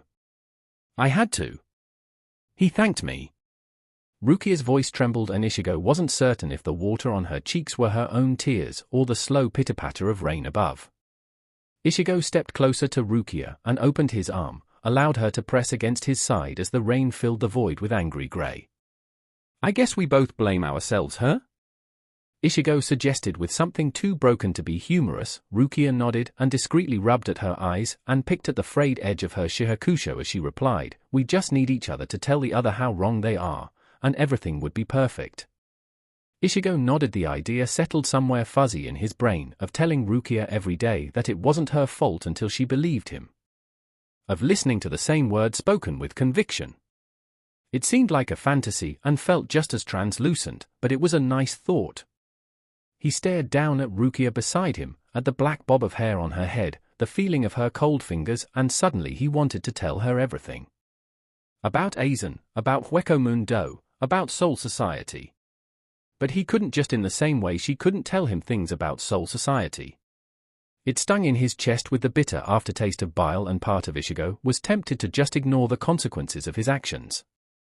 The rest of him knew that maybe and someday were the better options. Rukia tucked her head into Ichigo's chest and quietly asked, "Does it ever get better?" "I don't think so, we just get better at handling it." Ichigo replied. It was like the first sting of a workout that faded to nothing and flared up every so often when stretched in painful ways. Rukia nodded and smiled at Ichigo before turning away and walking towards the picnic where Yuzu was happily chatting to Karen under a large umbrella while their father sat beside them gesturing with wide arms. Ichigo tilted his head back and felt the raindrops on his face, cold and grey. He walked forward and joined his family. Orihime was babbling about something as they stood in the shade of the school building. Her chatter drifted through Tatsuki's head like the lyrics of a song, and she leaned against the cool brick behind her with her arms crossed over her chest as she glared at a group of idiots who were ogling Orihime. Part of Tatsuki was sorely tempted to stomp forward and confront the boys, see the way they turned away, or listen to their rebuttal and feel her fist meet their faces. But then Orihime would give her that sad look, the whole expected better kind of deal, and Tatsuki couldn't. She tapped her fingers against her arm again and her eyes drifted to the gates of the school. Ichigo always waited there for Ishida and Sado, glaring at everyone in sight. Sometimes she stood with them waiting for Orihime to shuffle out of the school with too many books in her arms and a bounce to her step. But school had let out half an hour ago and Tatsuki was content to listen to Orihime talk about a new recipe she wanted to try out instead of wondering where Ichigo was. The moment it happened was something tangible, like sticking a rod of iron through her spine or sticking your finger in an electrical socket. Tatsuki's fingers dug into her pocket as she glanced around at their surroundings. Students were milling about unaware as the ground shook beneath her feet. Orihime beside Tatsuki paused in the middle of a debate with herself over the merit of Tabasco sauce over wasabi and cocked her head as if sensing it as well. Tatsuki had no idea what was going to happen, only that something was. The first hollow lumbered through the gates, large, too large, like something out of a horror movie with pale skin and beady yellow eyes. Tatsuki hated the way their eyes looked, so inhuman, not even animalistic, just wrong. Orihime gasped and her hands flew over mouth as she stared at the hollow with wide eyes. That was new. Tatsuki crinkled her brow and somehow knew everything was Ichigo's fault as she tugged on the gloves he had given her. The material was like silk over her knuckles where it cut off at the second joint, and the red was almost garish in the pleasant sunlight above. Tatsuki flexed her fingers and turned to Orihime as the hollow took another lumbering step forward and students milled about unaware. "Stay back, Orihime, I'll deal with the hollow, okay?" "But you could get hurt, Tatsuki." Orihime protested, staring at her with those big brown eyes. The hollow roared at the gates and Tatsuki shook her head with a forced grin at Orihime as she focused on channeling her Reiatsu. She didn't have anything close to what Ichigo had, or Ishida, or even Sado, but the gloves concentrated it and amplified it, or at least that was what Ichigo had said. "I'll be fine. Try to get the other students to safety, they can't see it." Orihime nodded, her hands clenched into fists at her sides as she stared at Tatsuki. In the sunlight she seemed radiant. Tatsuki turned and ran forward towards the hollow. It towered over her, and she could feel fear like a beat in her head and sweat beading on her brow. The hollow noticed her when she was within a few feet of it, and one large arm rose into the air before it hurtled towards her. Tatsuki darted to the side and kept running as she pulled back a fist and, when she was close enough, punched the hollow's leg. Reiatsu exploded from her gloves in a mini-wave of power, forcing the hollow back a step, but failing to knock it onto its back. Tatsuki cursed and jumped back as the hollow regained its balance and roared. Its tail lashed out behind it as the hollow raised another fist. The pavement shattered into splinters of concrete as the hollow's fist landed where she had once stood. She darted backwards at the hit of another punch and cursed as she stared up at the hollow. She needed to end it as quickly as possible while there were students around, but she was still too shaky at solidifying Reiatsu beneath her feet to try and step into the air. One hit to the hollow's mask would probably be enough to end it. She ran behind the hollow knowing its large size would slow its movements and considered how she could knock it to the ground. Tripping it wouldn't work, she was too small and there was nothing to trip it on. She couldn't throw it over her shoulder like she could with a particularly large opponent either. For a moment she wished Ichigo was there, or even Ishida with his fancy arrows that could take a hollow out at the knee. At the knee. Right. Tatsuki pivoted and ducked under the hollow's swing and stepped forward. The back of its knee was unprotected as the hollow twisted over, and Tatsuki grinned as she pulled back her fist and channeled her Reiatsu into her fist through the glove. It felt almost like trying to hold water in the cup of your hands. The punch connected with a vicious crack that resounded through the courtyard, and the hollow roared as it stumbled to its knees. Tatsuki panted and grabbed the hollow's shoulder, ignoring the sharp plates there as she pulled it into the ground and with a rough inhale punched the pale mask. She stepped back and shook out her fist. Her knuckles were stinging, but she stood still as the hollow dissipated and the courtyard echoed suddenly quiet, and all she could hear was the blood rushing through her veins and the pounding of her heart. She turned around. The courtyard was empty, deserted in the ensuing quiet, and Tatsuki frowned and tilted her head as her eyes swept over the grey stone. A crash echoed in the distance and Tatsuki tensed, suddenly worried. She had left Orihime alone, Orihime who attracted danger and calamity of any kind like honey for flies. Cursing, Tatsuki tilted her head back for a moment to catch her breath and broke into a run trying to find her friend. As her feet pounded against the pavement, she cursed Ichigo again, and just for good measure, she cursed Sado and Ishida. Part of her wished that she had never seen Ichigo covered in blood, a head wound, fighting against a creature twice his size almost 3 years ago. She almost wished that she had kept walking, that maybe they would never have reconnected and there would be vague respect and acknowledgement in place of their close friendship. But she hadn't. Instead, she had run forward and punched the hollow before it could hit Ichigo with its weird long arms. Maybe she didn't regret it. Didn't regret learning about the spirit world, how to control her Reiatsu, sitting on the roof with Ichigo after a patrol talking about nothing and everything. She couldn't regret it when it allowed her to protect those around her, to protect Orihime. Or at least she should be able to. Tatsuki rounded the corner of the school, her shoes slapped against the pavement and her breath rocked in her lungs as her arms pumped by her sides and the sound of an explosion echoed and rebounded off the walls. The small section at the back of the school opened up before her and Tatsuki grounded to a halt as her eyes swung around wildly until they found what she had been looking for. Orihime was golden, literally glowing with yellow light, and Tatsuki couldn't help but stare at her. Then a student slammed up against the barrier surrounding her, and Tatsuki shook away the shock about Orihime having powers and ran forward with a cry of her name. She whirled around, the fall of her hair following the motion, and her eyes lit up in a way that settled like liquid warmth in Tatsuki's chest even as she noticed the fear in Orihime's eyes. Her eye swept over the pavement. There were 5 students all staring at them with blank eyes. A hollow, probably something with mind control, which was just freaky. Tatsuki cursed under her breath as she ran forward until she was in front of Orihime.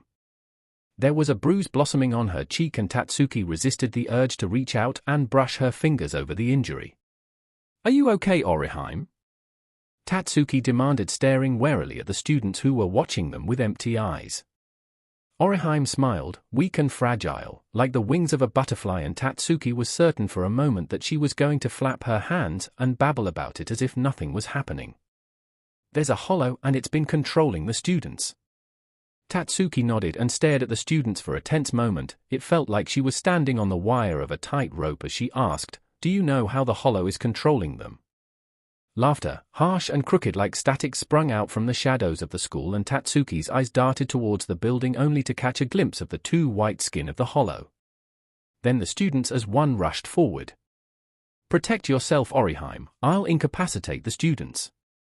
She called out over her shoulder as she ducked under the clumsy punch of a student and flipped them over her shoulder before whirling and landing a kick in the solar plexus of another. Tatsuki panted through the slight exhaustion tugging at her limbs and ducked under a punch and responded with an elbow to the gut as she rolled away from a kick and tripped the student over her leg. They stayed down for a moment before clambering to their feet in exactly the same manner as zombies from a cheap horror movie. It was definitely more terrifying in real life. "Got any offensive stuff, Orihime?" Tatsuki threw over her shoulder as she ducked under a clumsy punch and thrust her foot into the student's stomach with a silent apology. There was no solid way to incapacitate the students. They would just rise to their feet. The only solution was probably to go after the hollow. "I think so." "Okay, do you think you can handle the students?" Tatsuki questioned as she rolled across the ground and flipped another student to the ground before darting back towards Orihime. She shook her head at the question, and for a moment Tatsuki was distracted and a punch connected. Tatsuki gasped and dropped to her knees for a moment as she tried to breathe and ignore the pain in her chest. "I think I can deal with the hollow." "Are you certain, Orihime?" "I don't want you to get hurt." Tatsuki questioned as she rose somewhat shakily to her feet. Fighting mind-controlled students was officially a bitch. Orihime stared at her for a long moment before her hands clenched into fists at her sides and she nodded with a determined slant to her brows. It stole Tatsuki's breath for a whole moment. Orihime turned and ran towards the school. Tatsuki scowled and turned to face the students who charged her once more. She fell into the rhythm of fighting, ducking and trying to conserve her energy, turning one motion into the next. As she tripped one student and elbowed another, Orihime lingered on the back of her mind. Part of her was worried, so worried that she had sent her to her death. That she would never see Orihime again except maybe as a spirit, which would probably be worse. But she couldn't consider it. She needed to focus on keeping herself alive. The students collapsed suddenly, falling boneless to the pavement. Tatsuki paused to stare at them. Her breath was loud as it rushed from her lips and her chest was heaving. Every muscle in her body was burning and her limbs felt heavy.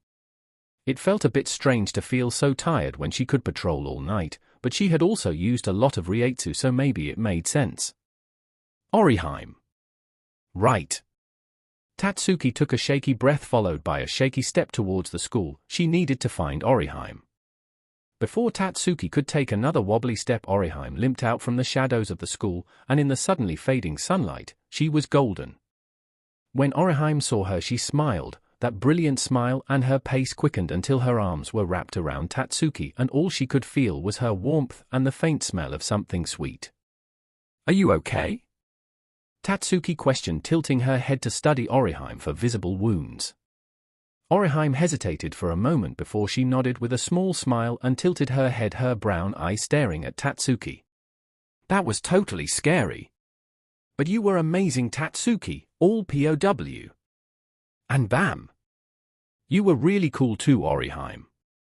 Tatsuki responded and bumped her shoulder against Oriheim's and then immediately regretted the movement as her body complained. Oriheim tilted her head with wide eyes, and then suddenly there was a glowing yellow sphere around them. Tatsuki stared at the sphere and ran her fingers lightly over the edge as she questioned, "Is this your powers?" "Yep. I have these spirits and they're in my hairpins and..." Tatsuki leaned against Oriheim and listened to her ramble as she felt the ache in her muscles fade. She was still exhausted, but it seemed distant now. Footsteps sounded as the students around them began to groan and maybe resurface to the horrible world of the living. Tatsuki only felt a little sorry for them. It was Ichigo, his hair bright and outrageous in the fading sunlight as he rounded the corner. There was blood on his forehead and she could see his Zanpakuto in his hands, glinting black. The others followed behind him. Rukia had her Zanpakuto unsheathed, Ishida was walking with Sado, and they looked like a team, like a unit, like something that could stop the end of the world. "Tatsuki, Oriheim, are you okay?" Ichigo questioned as he stopped in front of them staring at Oriheim's barrier thing with wide eyes. Tatsuki nodded and crossed her arms over her chest, playing with the cool material of her gloves as Oriheim bounced and began to detail everything that had happened along with aliens and the occasional robot. "What happened?" Tatsuki demanded as she pinned Ichigo with a hard stare because hollows did not just randomly appear in large groups and everything was usually his fault anyway. Ichigo blushed for a moment and tilted his head to stare at the pavement below before he responded, "There was an accident, Anne. Yuri crushed the hollow bait." "I did not. That was your fault, Kurosaki." Ishida responded, turning on his heel to pin Ichigo with a glare that was as sharp as a knife. Tatsuki raised an unimpressed brow even as she noticed Rukia crouching over the students with a device of some kind, probably Soul Society-oriented. How does something like that happen accidentally? Was there an earthquake and the ground split in two and Ishida was holding the bait, but Kurosaki caught him, and he dropped it? Oriheim questioned with a tilt of her head and a clap of her hands. They stared at her for a moment in amazed confusion and Tatsuki couldn't help but grin at Oriheim's imagination even as she tapped a foot against the pavement and thought about going home. Ishida was showing the bait and we were sort of fighting and then he accidentally crushed it because I may have accidentally punched him. Ichigo responded, staring at the ground with an embarrassed expression. Ishida was staring resolutely into the distance as if it would allow him to escape the situation. Tatsuki's eyes drifted to Sado and he nodded once in a manner that managed to convey an apology for his idiot friends. Rukia drifted to stand beside Ichigo and bowed to Tatsuki and Oriheim as she said, "I'm sorry this happened because of some idiots, but I'm glad you're both okay." "It was kind of awesome." Oriheim responded with a giggle as her hands flapped in the air. Tatsuki rolled her eyes and responded, "It's over now at least." Ichigo grinned and like that Tatsuki's anger dissipated and all she felt was tired and maybe a bit giddy in the afterglow of the adrenaline in her veins. Oriheim pressed her body into Tatsuki's side and all she could feel was her warmth before it was disrupted by the sound of Oriheim's stomach rumbling. She blushed and Tatsuki stared at her with amused eyes even as Ichigo stared at the rest of them and said, "How about dinner?" Tatsuki laughed at the absurdity of the situation, but seeing the light behind Oriheim's eyes she nodded. Ishida looked sullen, like he wished to be anywhere but with them, but Tatsuki could tell it was kind of fake. Rukia grinned and Sado nodded once in agreement, and that was that they called the paramedics for the students and then left the school. All around them the sun was golden as it touched the horizon and Rukia talked to Oriheim with wide eyes. Oriheim had powers and they had just fought for their lives, but they had survived, they were okay. Music, an old CD that used to belong to his mom, drifted lazily in the background as Ichigo flipped the page between his homework and the textbook. It was history and the words were blurring on the page in front of him, but Ichigo didn't particularly care. Outside the window, the sun had finished setting and night had draped itself over Karakura in soft shades of evening. Rukia shifted on his bed. She was peering at her cell phone, the one from Soul Society, with a troubled expression, but that wasn't unusual. Soul Society was kind of fucked up from what Ichigo had gathered. "I'm leaving." The words fell, quiet and just there, like they couldn't be erased, thrust into existence and forced to stay. Ichigo put his pencil down and turned in his chair to stare at Rukia. The phone rested beside her on the bed, the screen glowed blue in the warmth of his room. Her expression was blank, the perfect noble mask, but it was too transparent now and it couldn't fool Ichigo anymore. "Tonight?" he questioned, and the words felt like they came out wrong, like someone else had spoken. Rukia nodded, and her arms wrapped around her chest for a moment before she forcibly moved them to rest casually at her side. She was leaving. The thought fluttered through his brain in a frenzied panic that drowned him like static. Why? It felt like he was speaking in broken sentences. Rukia frowned, the expression twisting her features as her gaze dropped away from Ichigo to stare at his bed sheets as if they held all the answers in the world. She inhaled, softly, and looked up at Ichigo, pinning him with those piercing eyes, and replied, "I had an extension to investigate the strange Reiatsu presences in Karakura, but I've been recalled as they have all the data they need." Ichigo stared at her as if it would stop this conversation, as if it would erase her impersonal, too formal words, the reason that made sense. Ichigo had always known that Rukia couldn't stay. She was dead, and he was alive. She was an official Shinigami with responsibilities, a division, subordinates, and Ichigo was a teenager with a bunch of Reiatsu. It made sense. He had known it was inevitable, but that hadn't stopped him from trying to make friends with her. Maybe he was kind of an idiot, but he couldn't say he regretted it. "Okay. Okay? You're not angry, you don't want me to stay?" Rukia responded, and Ichigo was suddenly suspended at the fraying end of a rope where if he said the wrong thing they would part on the wrong words. Ichigo shook his head and carefully considered his answer as his fingers rolled the pencil in his palm. Zangetsu was a comforting hum at the back of his mind, and he could almost see his spirit rolling his eyes. "I am angry that you're only telling me tonight, or if you only found out tonight, because I would have liked to spend our time together doing something interesting. And of course, I want you to stay, Rukia. In the short time I've known you, you've become family to me. And if anything ever happened, I wouldn't hesitate to come and help you. But you're a Shinigami, you have responsibilities just like I do." "That's very mature of you, Ichigo." Rukia responded tentatively in the silence that lingered for a moment, with a small smile that was almost sharp, almost a grin. Ichigo rolled his eyes. "He was very mature, thank you." Silence lingered for a moment, and Rukia's eyes darted to her phone. "Do you have to leave now?" Ichigo questioned, with a tilt of his head at the phone that he suddenly felt a visceral hate for. Rukia slumped and nodded. She bit her lip, and Ichigo suddenly understood that Rukia also wasn't quite ready to go yet. "Can I come with you?" "Not to Soul Society, but like to your drop-off point?" Ichigo questioned as he stared at Rukia. Her head whipped up and she stared at him with wide eyes before a smile slipped slowly across her features, and she nodded as she replied, "I would like that, Ichigo." He nodded and rose to his feet, tugging on a sweater as Rukia mimicked the motion, grabbing her supplies and the cell phone before tucking it into her pockets. She paused in the middle of the motion and said, "I guess I don't need my Gigai. You can leave it here, I'll bring it to Kisuke, he'll recycle it or put it in storage." Ichigo replied and watched somewhat distractedly as Rukia stepped out of her Gigai and stood there awkwardly for a moment holding the fake body. Ichigo blinked and tilted his head at the closet. It would do for the moment, and Yuzu wouldn't do laundry until Tuesday. What was he supposed to tell his family? Probably the truth. They would understand after all, even if Yuzu would mope a bit. "Ready?" he asked with a shake of his head at the door. Rukia glanced around his room, took in everything with sad eyes before she inhaled and nodded, stepping out the doorway and into the hallway. They left the house in silence. Yuzu and Karen were curled together on the couch watching a horror movie, and their dad was in the clinic with an emergency patient. It felt wrong, like they should have had a celebration and bid Rukia goodbye to the warmth of their home with food and good cheer or whatever. The air outside was cool, biting at his skin and ruffling through his hair as they paused for a moment under the glow of a streetlight in the shadows of the suburbs. Rukia turned to Ichigo, and to his home behind him, and smiled, small and tentative like she had forgotten how, as she said, "I'm going to miss your family, Ichigo." "Our family?" Ichigo replied, and the words felt right. Rukia blinked and her mouth dropped open for a moment, and Ichigo swore he could see tears like crystals in her eyes as Rukia nodded. Ichigo stepped forward and opened his arms, felt Rukia press against him with her always too cold skin.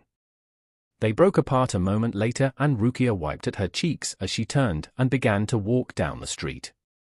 Ichigo followed beside her in the silence between them. It felt as if they couldn't speak, like everything that needed to be said had already been said, even if it hadn't.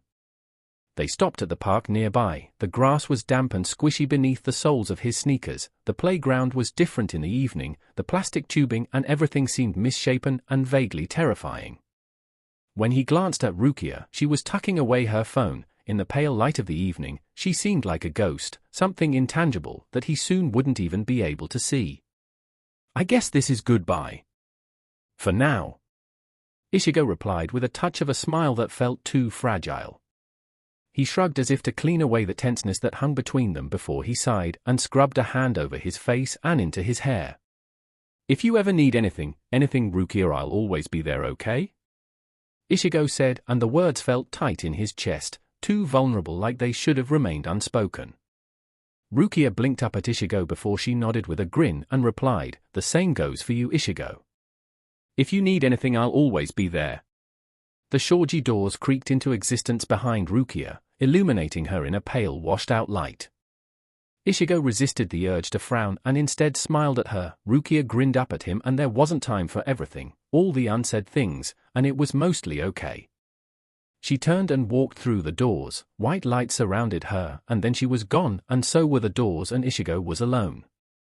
He stared for a long moment at the space where Rukia had stood. It felt weird, surreal, like it all hadn't happened, like any minute she would walk out from behind a tree and berate him for getting lost in his own head. But she wouldn't. Ichigo turned and felt the sudden weight of Zangetsu's arms over his shoulders, a line of warmth in the chill of the night around him as he began to walk home. Or at least to walk in that direction. It still felt unreal, and Ichigo wondered at how much she had changed his life in a month, how she had barged in and slotted herself into her life as if it was totally natural. He would miss her laughter, her bad drawing skills, her bossy tendencies, her amazement at the human world, probably everything about her. But it wasn't the end. Ichigo knew that much. He didn't know when he would see her again. It could be someday long in the future when he was on his deathbed, or in the next week. But he would see her again. Ichigo paused at the sound of a particularly intrusive cough and glanced over his shoulder. Shinji was leaning casually against the side of a convenience store. His hair was muddled in the light and his teeth glinted pale like a hollow. He could see Sakan curled around her wielder, floating in all the wrong directions. "Head in the clouds, Ichi?" He questioned, his voice distorted slightly, a side effect from the renewed bond. It also made Shinji's eyes look like liquid gold in the right light. Ichigo nodded and walked over silently to press against the cold brick beside Shinji. He and Kisuke had probably been plotting. They liked to do that. "You want to talk about it?" Shinji questioned with a tilt of his head as he pulled out a cigarette and lit it up. Ichigo wrinkled his nose at the smell and shook his head at the very parent manual question as he stared at the dark streets of Karakura town. "Yeah, that's what I thought. If YA had tried to ask us that question even as a kid, we probably wouldn't have talked much. But you're smarter than that, Ichigo," Shinji commented, and Ichigo rolled his eyes at the man because Shinji could be horrible at subtly most of the time. He had his moments though. Shinji dropped his cigarette and stubbed it beneath his toes as he pushed away from the wall and glanced at Ichigo with eyes that practically glowed. "Come on, Hachi is making hot chocolate and Love chose the movie, so it's probably some masterpiece or something." Ichigo considered the offer for what it was for a long moment. He had homework, and his sisters were at home. But Ichigo kind of wanted to escape, and it probably wasn't the best coping mechanism, but it definitely wasn't the worst. Ichigo pushed off the wall, Zangetsu's arms warm around his shoulders as he sent his sisters a text and caught up to Shinji. It wasn't over, he would see her again, but for now, he would go on living. The air was cool around him, almost cold, but not quite in the early touch of fall. A few tiles dug awkwardly into his elbow, but most of his body was cushioned on Zangetsu's lap, so it wasn't too bad. It was quiet up there on the roof. He could hear the vague simmer of conversation and noise from the house below him, but in the late dredges of the evening it seemed distant as the city fell asleep. Zangetsu's fingers pushed through his hair in a slow motion, and Ichigo stared up into his mismatched eyes for a long moment before he let his eyes drift to the stars above. He stared at them for a long moment, stars that had already died 1,000 years ago, and their light was only now reaching the earth. It was a strange idea that even stars could die, that they could die and the Earth would never know until the light in the skies did the same. Part of him wanted to reach up and let his hand swim through the darkness of space stretching above them, even if it wouldn't work. Zangetsu chuckled, that deep throaty chuckle that wasn't like the old man's rumbling baritone, when Ichigo succeeded in making the normally stoic spirit laugh. Ichigo's eyes slid to the pale skin of his spirit, the gold and blue eyes, the hair that wasn't quite red but wasn't quite orange in the faint light from above. He tilted his head slightly in a curious manner and waited for Zangetsu to elaborate. "Nothing, just you, Ichigo," his spirit said, which explained everything and nothing all at once. Ichigo frowned but knew it wasn't an insult. Zangetsu knew him more than he would probably ever know himself. As if he had heard the thought, Zangetsu grinned, all two white teeth, and smoothed his fingers through Ichigo's hair. He shifted slightly, suddenly restless, like he wanted to run, wanted to find a hollow and fight it just to feel his heart pump and the air in his lungs. It was weird now this space Rukia had left in his life since she had returned to Soul Society. Time had flown by and dragged itself out while they patrolled together and attended school together, and now that she was gone, he wasn't quite sure how to return to normal life, as normal as his life could possibly be. It felt like it wasn't over, like someone somewhere was still holding their breath for that last scene when everyone else had left. The whole idea of normal life suddenly settled strangely in his gut. In a few years he would graduate high school, and then what? What was he supposed to do? Someone probably thought he should know, and maybe Ichigo should have had an idea. But the future seemed suddenly terribly scary, a great and uncontrollable unknown. A part of him had always ideally considered attending a medical school and entering the medical field, but was that really what he wanted? Or just what he felt he should do? Was he still going to be fighting hollows at 40? Was he ever going to have a family? It swirled around his brain for a few moments as he stared up at the stars. They probably didn't have to worry about anything, just had to concern themselves with consuming whatever gas made them burn. Maybe they were all like stars, just waiting to consume their fuel and burn out. Pretty depressing thoughts tonight, Ichi. Zangetsu said quietly, maybe somberly, and Ichigo wondered if it was raining in his inner world, thick sheets all grey and heavy. Ichigo shook his head slightly and grinned up at Zangetsu as he shrugged and replied, "Nah, just normal depressing teenage nihilism." "Who? Why ain't know you can do whatever you want when you grow up, Ichigo?" Ichigo nodded because he had heard that particular inspiring pep talk roughly 1,000 times from guidance counselors to Shinji to Yoruichi one night when she was really drunk. Getting it from his spirit wasn't really surprising or inspiring. Zangetsu scoffed and Ichigo winced at the light blow to his head that didn't really hurt as Zangetsu said, "Idiot, I mean it though, Ichigo. YA could probably become the next Soul King if YA tried hard enough. I don't ever want to become that. I just want to be happy." Ichigo said quietly, and the words weren't quite right, but at the same time, they settled somewhere in his chest with a sense of home, like maybe it wasn't right yet, but it would be or could be. Zangetsu rolled his eyes and tugged gently at Ichigo's hair as he replied, "Then do what makes you happy, Ichigo." "Oh. Yeah, oh, you idiot."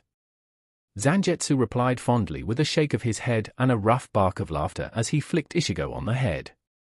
Ichigo scowled up at his spirit for a moment before he slumped against his thigh and tilted his head to stare up at the stars again. He blinked and struggled against a yawn for a moment before he failed and idly recalled that he did have school the next day and maybe he should try and go to sleep soon. His phone rang. It was some cheery, jaunty tone, and Ichigo blinked as the sound clashed dissonantly with the quiet of the night around him. Zangetsu nudged him with his knee and Ichigo blinked once more before he stuck his hands in his pocket and pulled out his phone.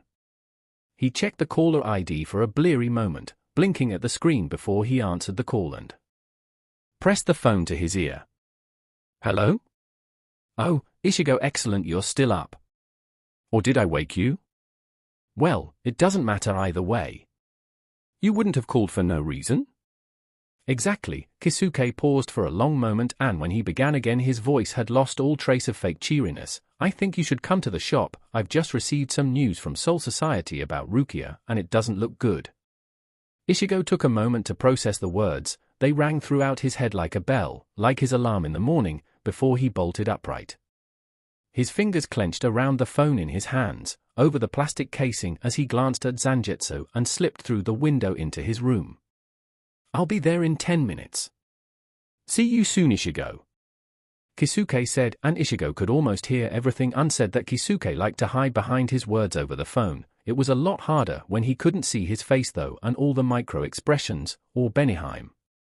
Ichigo stared at the phone in his hand for a long moment. The shine of it seemed bright in the darkness of his room, and he could feel Zangetsu hovering over his shoulder staring at it with a blank expression.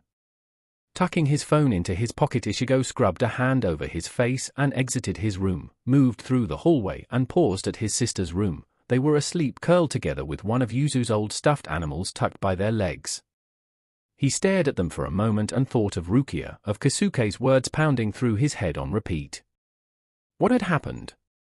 Was she even still alive? He would know if she had died, right? Ichigo turned away and headed down the stairs. The door to the clinic seeped light, and Ichigo was tempted to tell his dad what was happening and where he was going. But while they could communicate, that didn't mean they were good at it, and there were too many unspoken things between them for it. Ichigo shut the front door with a click and broke into a rough flash step. The Shiten in the dark was almost creepy. It loomed and looked like it might collapse at any moment. In the daylight, it just looked abandoned in general. Ichigo slipped through the back door with a silent click and blinked to adjust to the weak yellow light as he toed off his shoes and glanced down a hallway. A door shuttled open and Tessai waved at Ichigo and beckoned him forward. Ichigo could see his spirit silent and unmoving behind the man as Ichigo nodded and followed him into one of the sitting rooms as quietly as possible. The kids were probably still asleep. Kisuke was settled at the table with a teapot and a few mugs. The yellow light of the lamp on a nearby table cast him into sharp contrast, all sharp planes and wheat blonde hair. Benihime was curled around her wielder, one arm draped over his shoulder and the other held a pipe a few inches from her lips. She was staring at him with those predatory eyes, the ones that analyzed all your faults and how to dismantle you from the inside out, but that was Benihime. Ichigo wordlessly settled across from Kisuke and poured himself a cup of tea, tried to hide how his hands were threatening to shake as everything slammed into him suddenly real. Something had happened to Rukia, and the news, what had happened, was going to be revealed in the next minute, and it was suddenly too much. He sipped at the tea, a chamomile or something meant to be calming, but it did nothing for his heart hammering away in his chest, all thoughts of sleep and school the next day forgotten. Yoruichi entered the room silently, as always, and padded across the floor before jumping onto the table. She stared at him for a long moment with golden eyes before she turned and peered at Kisuke and curled up near the teapot. Kisuke sighed and his shoulders slumped for a long moment as he scrubbed a hand over his features. He put his mug down and steepled his fingers in front of his chest. Kuchiki-san was taken into custody in Soul Society yesterday. She's been scheduled for a trial in 2 days, but the sentence is already clear. Execution. Why? Ichigo questioned, honestly confused. Soul Society was fucked up and the Central 46 was definitely run by a bunch of idiots. But no one was scheduled for execution without a crime deserving of death, and Rukia hadn't committed any crimes. Nothing, zero. She was probably the least likely person to commit a crime. Kisuke glanced at Yoruichi for a moment and took a sip of his tea as he searched for an answer. There is no evidence as to why the Central 46 would do anything so radical. However, I suspect Aizen played more than a part in her arrest. Aizen? It was always fucking Aizen. Ichigo inhaled slowly and forced himself to relax. Zangetsu was a blanket of warmth over his shoulders, but it didn't help. He rose to his feet and paced a small section of the floor for a few moments. Rukia was scheduled for execution. It sounded absurd even in his own mind, like something out of a twisted dream, but it was real, just as real as waking up in Hueco Mundo, and Ichigo needed to focus. Why is Aizen acting now? It's not like the Hogyoku is in Rukia's soul. It isn't right? Ichigo questioned, whipping around to ping Kisuke with a stare that demanded the right answer, because Ichigo had told Kisuke not to put the fricking stone in Rukia's gigai, and if he had regardless, then he may as well have delivered it right into Aizen's hands. Ichigo wasn't like Kisuke or even Shinji. He could try to think 3 steps ahead of his opponent, but it was useless. His brain just didn't function that way. What Ichigo could do was understand his opponent, and that worked just as well. There was a reason Ichigo was terrified of Aizen even if he hated him. No, the Hogyoku is still secured and the chance of Aizen acquiring it is close to zero. I just wish we could destroy it. The last part was mumbled, but Ichigo couldn't help the wave of relief as he slumped into his seat again and picked up his mug and took a sip of tea, something to occupy his hands as his brain raced in 100 different directions. How could they destroy the Hogyoku? Maybe a Bankai? Why was Aizen doing this? Was Rukia okay? Could they even stop Aizen? They had to. Ichigo, by any chance did Rukia bring her Gigai to Soul Society? No, why? Ichigo asked at the suddenly very suspicious question as Kisuke stared into his tea and glanced up at Ichigo with a disarming smile. Benihime was hovering behind her wielder and she winked at Ichigo, which settled some of the fears churning in his stomach. Kisuke pulled out his fan and waved it in front of his face and flapped one hand as he replied, no reason. It was a good thing the fake body was still stuffed into his closet because he was totally taking it for Tessai to check out. He trusted Kisuke with his life, but he trusted absolutely nothing he said because Kisuke was a pathological liar even if he didn't mean to. Ichigo rolled his eyes and sipped at his tea for a moment before he sighed and set his cup down. His heart was racing and everything felt diluted and slowed down. So, what's the plan? I'm not going to let Rukia get executed for some bullshit reason. Language. And there's no guarantee that the execution will go through. Most of Soul Society is up in arms. Rukia is a Kuchiki, so the nobles are furious, and her brother is the head of the clan, so his is upset at the lack of explanation. Not to mention she's Yukate's subordinate. He and Kiraraku are practically next in line for the Sutai show. Yoruichi replied, padding around the table with graceful movements before she curled on Ichigo's lap. Automatically one hand brushed through her soft fur as he considered her words. Yoruichi was probably right. She understood Soul Society and was the only one of them who regularly visited, the only one who wasn't banished. But it wasn't a guarantee, it wasn't solid proof that Rukia wouldn't be executed. Ichigo hadn't been to Soul Society, but he had heard enough to form his own opinion about a society that was practically xenophobic on every level and functioned on sheer luck. How soon can I leave? Ichigo asked, setting the mug down. If he needed to go and save Rukia himself he would. He had promised her that if she needed him he would be there, and Ichigo didn't go back on his words. Besides, she was family and he protected his family.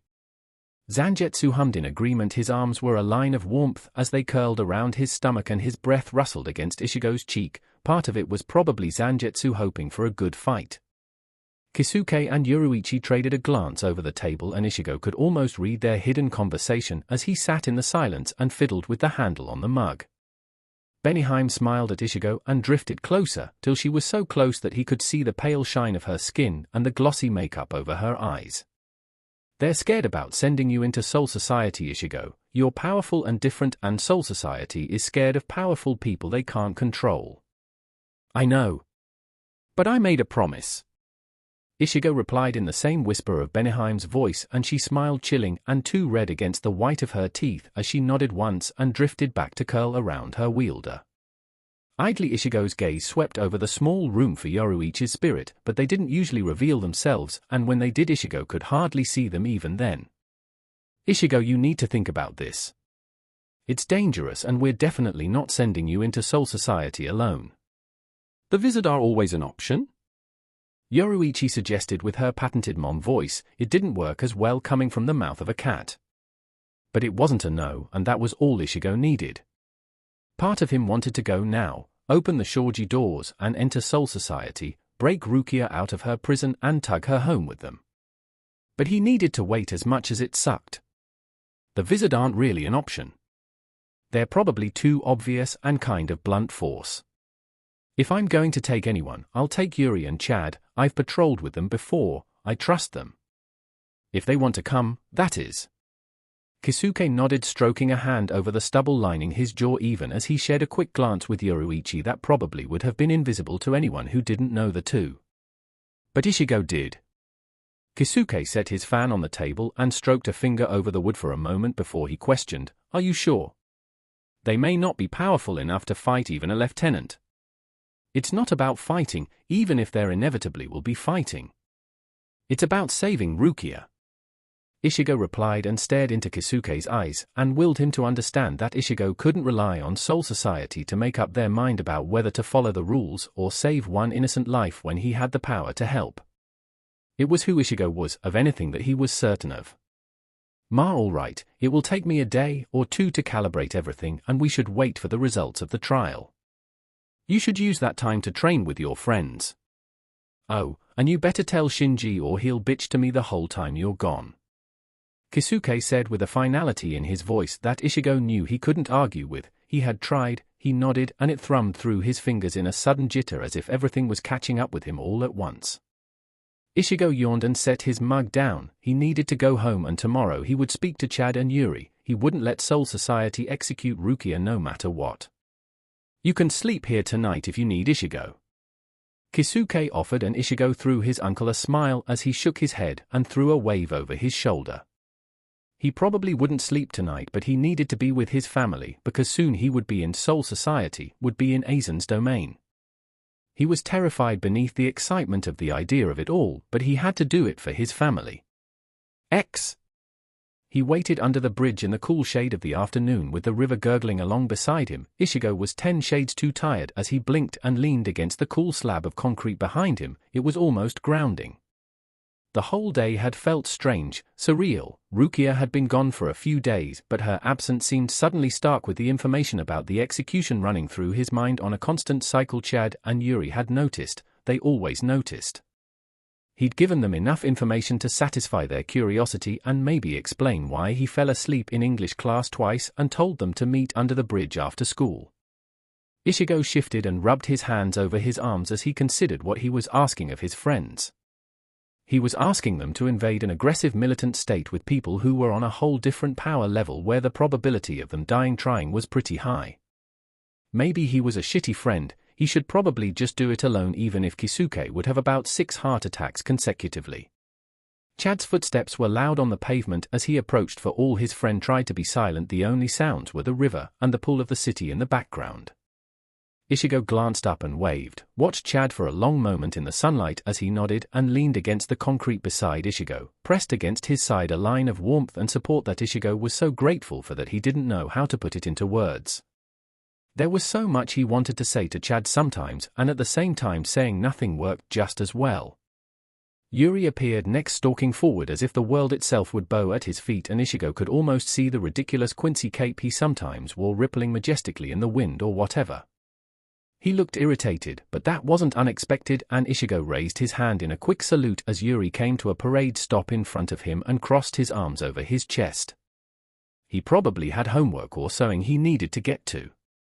Ichigo stared at them for a long moment, suddenly hesitant. They were young. Sometimes it felt as if they were all older than their years, as if they had already seen so much. Maybe they had, but they were still young, hadn't even graduated high school. The world was at their door or whatever. Then Ichigo pictured Rukia, smiling sadly at him in the low light of the park before walking through those doors, walking towards her execution, and maybe she was young too. So, Rukia is scheduled for her trial tomorrow, and it's pretty likely that they won't change her sentence. He began, unsure how to say everything that had bottled itself inside his brain the night before, as he stared at the ceiling and tried not to think of every possible outcome or how he could have prevented it in the first place. Yuri raised a brow as if to prompt Ichigo to speak further, and Chad pressed closer to his side. Their shoulders bumped together and reminded Ichigo to breathe as he inhaled slightly. "Do you know why they're sentencing her to execution?" Yuri questioned, crossing his arms over his chest as his eyes flickered around their surroundings. Under the bridge was a notable place for Yakuza meetings, but they all knew better than to mess with Ichigo. Ichigo shook his head for a moment before he paused and let his eyes fall on the choppy motion of the river as he replied, "So far the charges aren't public. But I know Aizen is part of it somehow." "What, to get back at you somehow?" Yuri questioned. It came out sharp, but there was something gentle to his eyes that softened it, and Chad tilted his head to stare at Ichigo, pressing close once more. They both knew what had happened in Hueco Mundo. It sounded like a viable option. It probably was part of the man's master plan, but it wasn't all of it. No. He's still trying to get the Hogyoku. He needs one to combine the two so that his hollow experiments will go better and he can raise an army to fight Soul Society. Ichigo said nonchalantly in the pleasant sunlight around them, as if it would erase the terrifying idea of what Aizen was planning. Still, it didn't make sense unless he thought the Hogyoku was in Rukia's soul or whatever. It must have shown regardless, as Yuri and Chad traded a glance, the wordless kind that was more often than not about him. Yuri uncrossed his arms and the stoic facade disappeared suddenly, and it was just Yuri, before his grandfather and away from his father when he wasn't shouldering the weight of his entire race on his shoulders. "What do you want to do, Ichigo?" Yuri asked, and he was staring at him, and Ichigo could feel the weight of his trust, of his loyalty behind the words, saying that he'll help, that he'll fight beside him even if Yuri didn't believe in the cause. Chad, if possible, pressed closer, and Ichigo looked up into his brown eyes, and he nodded once, and it was enough for Ichigo to understand. He looked at his own hands for a long moment as the words lingered there at the edge of his chest. Footsteps echoed at the end of the bridge. They tensed, Ichigo's hands tucked into fists at his side as his gaze swept down the grey expanse of the asphalt. For a moment there were only footsteps, and Ichigo could feel each breath in his lungs as he tried to count them and glanced at Chad and Yuri. Two people walked forward, the shadows bled away, and Ichigo instantly recognized the two of them. It was Tatsuki striding forward like she was furious, maybe just angry, and Orihime fluttered behind her, almost but not quite gliding over the pavement. "Tatsuki, Orihime, what are you doing here?" Ichigo questioned, genuinely confused. He glanced briefly at Chad and Yuri, but they were just as confused, so no one had decided to contact them. Tatsuki paused in front of him, arms crossed over her chest as she stared up at him with a frown that furrowed her brow and curled her lips. He could see her hands clenched tight until they were bone-white, tucked into her elbows. He was slightly worried she was going to punch him. "What are we doing here? What are you doing that involves Rukia getting executed? And don't give me some bullshit answer, Ichigo. I know enough about the spirit world to know she's a Shinigami, and I know enough about you to know you're going to do something stupid. So why didn't you tell me?" Ichigo tried to process everything Tatsuki had said, but he was sort of stuck on the first sentence and still trying to catch up to the rest. He wasn't even certain how Tatsuki had found out. It wasn't like he had shouted about it from the rooftop for all of the school to hear. His gaze slipped past Tatsuki, who was waiting expectantly, to Orihime, who was staring at them with those big brown eyes that could probably suck out your soul if she tried hard enough. "Right, next time watch out for Orihime. I didn't tell you because it's going to be dangerous, really dangerous. It's just because we're girls, isn't it? We have powers. Orihime is a freaking medic, which you're going to need, Ichigo, knowing you." "No, it isn't that. Soul Society isn't like the local hollows or even the really nasty ones he sometimes sends around.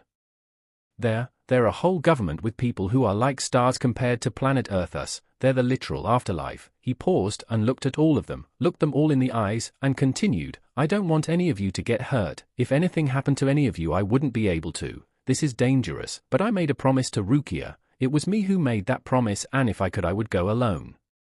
But I'm fucking scared too." Ichigo finished and glanced at the pavement, at the interesting rock and the little blade of grass next to it, as if it would save him from everyone's reaction. He didn't want to endanger his friends, and yet at the same time he needed them to help Rukia. He couldn't ask the Vizier to help. That was like tearing a scab off before it was healed, and it would also be far too destructive. Maybe he could have asked Kisuke, but a part of Ichigo knew it was his battle, his fight. Chad's hand settled on Ichigo's shoulder, a weight that pushed him back into the moment and forced his head up to stare at them, the five of them together under a bridge. Tatsuki was frowning, and even Orihime looked determined where her hands were folded at her sides. Yuri was adjusting his glasses in that manner that he always did before a fight. "We're with you, Ichigo. Rukia is our friend too." Tatsuki replied, and Orihime nodded and added something about helping out because that was what friends did. Ichigo stared at them for a moment with wide eyes, because they all knew it was dangerous, that they could get hurt, but they were still coming with him, they were still going to fight with him, and a part of Ichigo was incredibly humbled and ecstatic in the same moment. "I thank you, all of you. We wait until we receive the results of the trial. Maybe if we're lucky the whole thing will be avoided. If not, we depart for Soul Society. In the meantime, we need training, together and individually. Kisuke's offered to help where he can. Ichigo trailed off, unsure of how to continue, how to plan something like this when everything hung on different ledges, unsure of how to be a leader. There was Rukia's trial, their own training, leaving school, getting into Soul Society. It all swirled together inside his head, and Ichigo forced himself to breathe as he stared at them, all of them. Chad nodded once. Maybe he would call up whoever had helped him with his training in the past. Yuri nodded, and it was a grim look that Ichigo understood all too well. Orihime nodded and smiled at Tatsuki, who nodded once, serious and a little uncertain, but ready. Ichigo nodded and stared at them all for a long moment before he added, "Thank you for helping. We're not going to fail. Soul Society won't know what hit them." In the sunlight, it felt like a promise, their weird collection of misfits with strange powers off to save someone from their own government. It felt right. Amidst the smiles and the nods, the fear caged inside him wasn't so large, and Ichigo knew everything wasn't going to be okay, but he wasn't going to let it stay that way. Ichigo whirled underneath the blade. It sang sharp and heavy with a gust of wind that kicked dust into the air that in the too bright artificial sunlight almost looked like flecks of gold. Ichigo was tempted to cough, but was forced to adjust his grip on Zangetsu's hilt as Kisuke grinned at him, too bright and manic in a way that was almost suspiciously hollow-like, and brought his blade down in a quick arc. Zangetsu snapped up sure in his hands. It was easy, like thought wasn't even required, and all Ichigo could feel was the pounding of his heart thrumming through him. The stretch of his muscles, the sweat dripping down his spine and across his forehead. Everything else disappeared. There wasn't time to consider what could happen, what he was going to do. Kisuke didn't let him. Their blades clashed with a shriek of metal and sparks as Ichigo pushed against Kisuke and evened out his stance. It always was disparaging how Kisuke managed to hide how strong he was beneath his Hari and a disarming grin. He was almost unfairly strong. Granted, it was different from when Ichigo had been a kid, barely able to reach his ribs, much less anywhere else, while trying to wield a blade that was meant for an adult. It just meant Ichigo knew how to work around it. Or at least he tried when a sudden growth spurt didn't throw off his balance and thrust him firmly into the realm of gangly limbs that shouldn't be where they were. Ichigo sprung back in a burst of flash step, moving in quick jolts and leaving a sharp afterimage that wouldn't confuse or probably distract Kisuke in the slightest, but it allowed Ichigo the satisfaction of knowing that Kisuke probably couldn't see him swinging his sword over his head. Or he could. Kisuke whipped around at the last moment and their blades caught, bright and shining like liquid fire, but too pale, and then Ichigo was forced to drop to the ground and bring his blade over his chest as Kisuke pushed the offensive. His breath whistled past his lips as Ichigo slipped to the side and responded with a jab. His fingers twitched, and for a moment he was tempted. But then there was a shaka in his face, and Ichigo was forced to pay attention as he deflected the kido off of Zangetsu's blade and felt the heat sear itself across his fast. He whipped around and jerked to the side, feeling slightly off balance as he slipped Zangetsu upwards from a low angle with a hope and a prayer as he adjusted his stance. Kisuke grinned, and Ichigo resisted the urge to frown because Benihime would lecture him again about giving away his thoughts, heart on his sleeve or something. Ichigo wasn't quite certain what the problem was with trying to understand one's enemies, but everyone else was kind of old and merciless, so they didn't really get it. Right, grinning, dangerous. Benihime moved quickly, like lightning striking forward and fast. Ichigo was forced to duck, Zangetsu sliding along his chest as he fended off Benihime's blade, and he dropped to his feet and kicked his leg out. Kisuke stepped over his leg and kicked his other leg out towards Ichigo's chest. Ichigo rose to his feet and grasped Kisuke's outstretched foot with one arm, using the motion to throw him over his shoulders. Kisuke rolled on his feet and whipped around at a speed that was near neck-breaking, and suddenly Benihime was in personal space once more. Fighting Kisuke was different from sparring with Kisuke.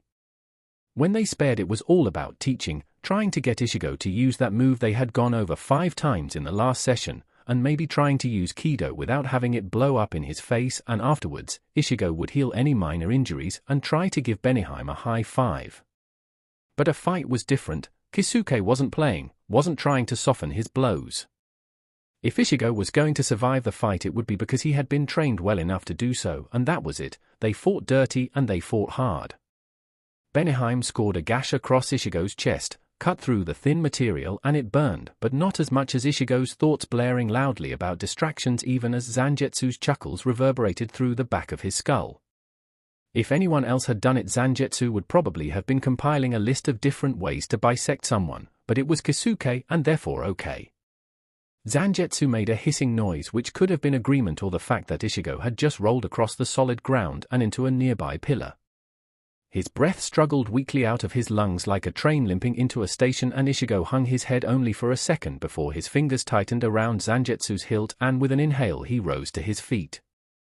Reiatsu pulsed beneath his skin, hummed through his fingers alive and bottled up like a Coke bottle with a Mento on the lid just waiting to go off.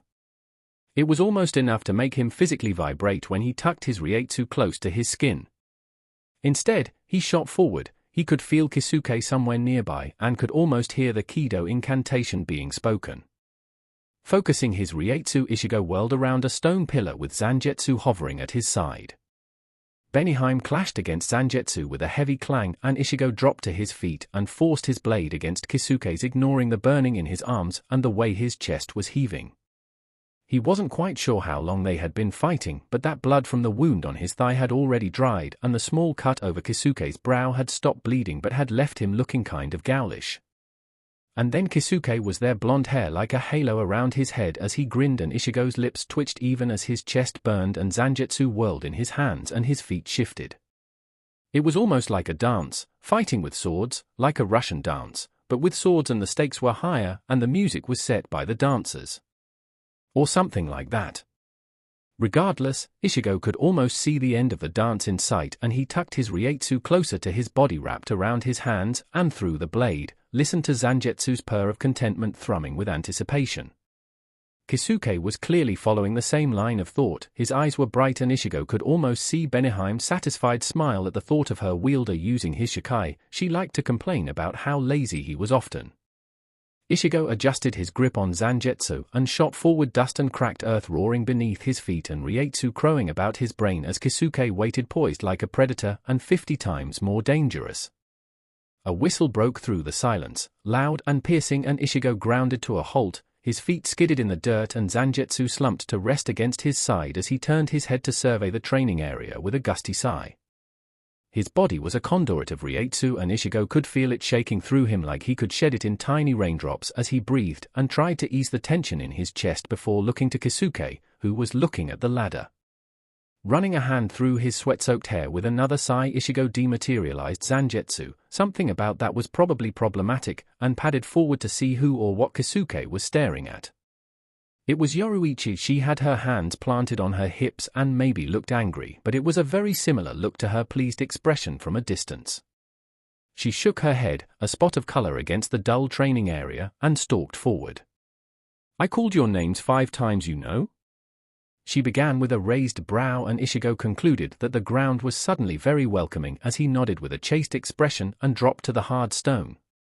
Kisuke rubbed a hand over the back of his head with an easy grin and a half-hearted excuse about concentration that only worked because Yoruichi wasn't really mad. She rolled her eyes and dropped down to sit beside Ichigo as he stripped off his shihakusho and poked gently at the cut spanning his torso. It probably wouldn't scar. Pulling at the sparking threads, like static, of his Reiatsu, Ichigo focused on getting his Reiatsu to comply with his cells and produce some skin, please and thank you. Kisuke and Yoruichi were doing the thing where they had an entire conversation without words, and if he was lucky a few twitches. Ichigo only ever knew what they were speaking about if Benihime told him. She was frowning, curled behind her wielder with the same sad expression she wore on the anniversary, and it curled something in his gut and dragged him back into reality, one where Rukia was still in Soul Society and there wasn't going to be good news. The cut on his thigh suddenly felt sharper, and he was almost hyper-aware of his skin attempting to knit itself back together across his stomach. It was strange and disorienting, and Ichigo dully acknowledged that maybe that was the adrenaline drop making an appearance. Ichigo became aware that Yoruichi and Kisuke were staring when Zangetsu did that thing like a cat bristling and stretching after a long nap, and he glanced up only to be pinned by their gazes. "What was the verdict?" Ichigo questioned and rubbed one hand over his arms as he finished healing the wound on his stomach and prodded it carefully just to make sure everything was where it should be, and if it wasn't that would be problematic and probably a good threat.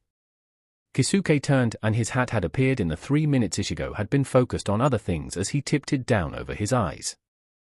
Yoruichi frowned and Ichigo could tell she was a minute away from leaning forward to wrap her arms around him. Instead, he shrugged on the top of his shihakusho, focused on his thigh, and raised a brow.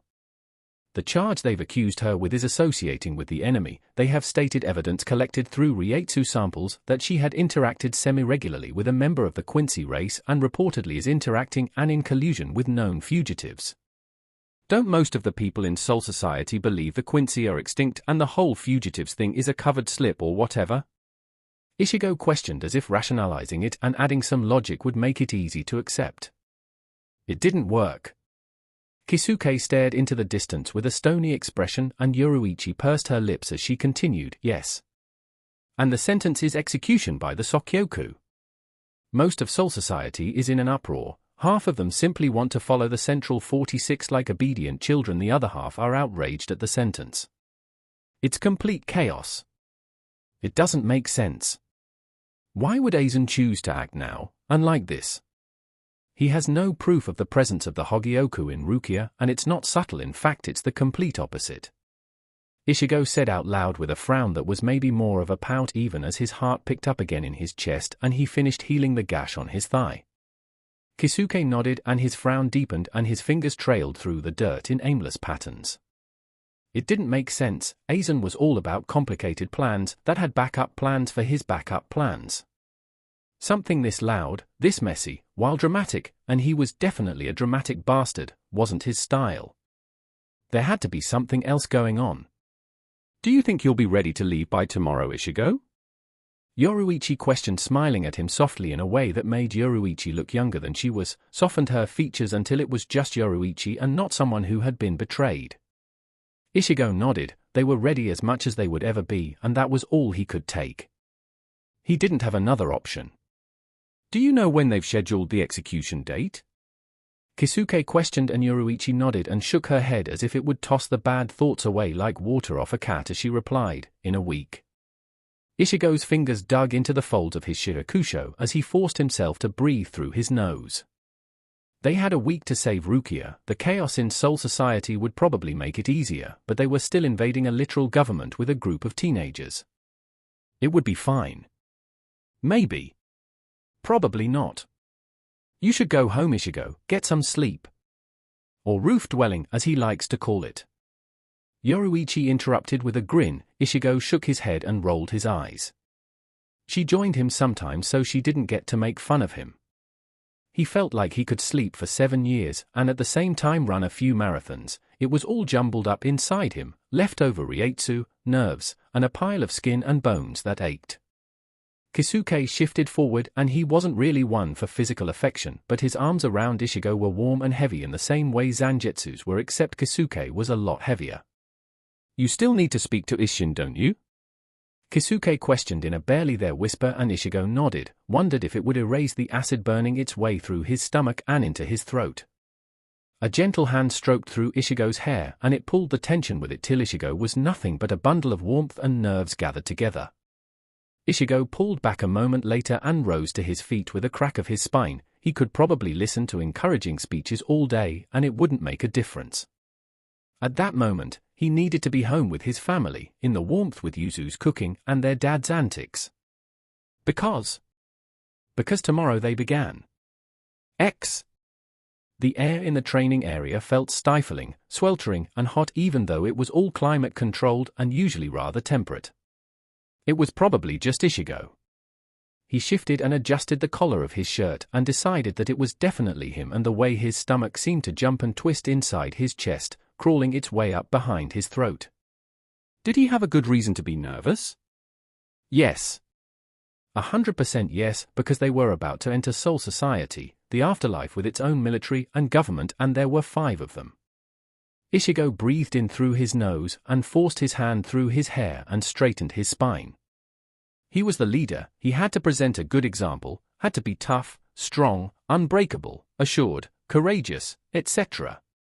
Ichigo was the only one who had had any interaction with Soul Society, he was the only one who had any idea of what they were up against.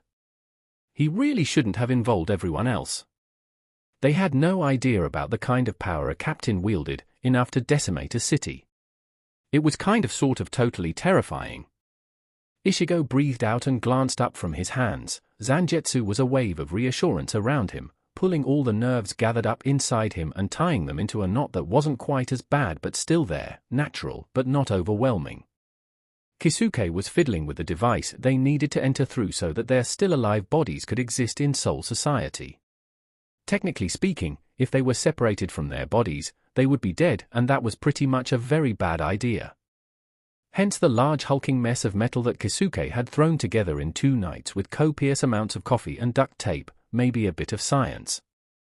Yoruichi was curled on an unoccupied part of the machine, her tail flicking lazily even as she studied Kisuke with intent golden eyes.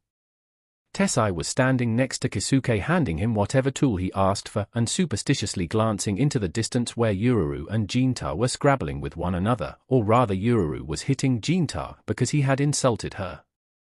The only spirit visible was Benihime. She was leaning languidly against her wielder's back and gently fanning herself. She saw Ichigo and winked once before returning to the elegant act of smoking. Her Kizaru. His eyes darted towards the ladder. His friends would be there any minute and then they would leave.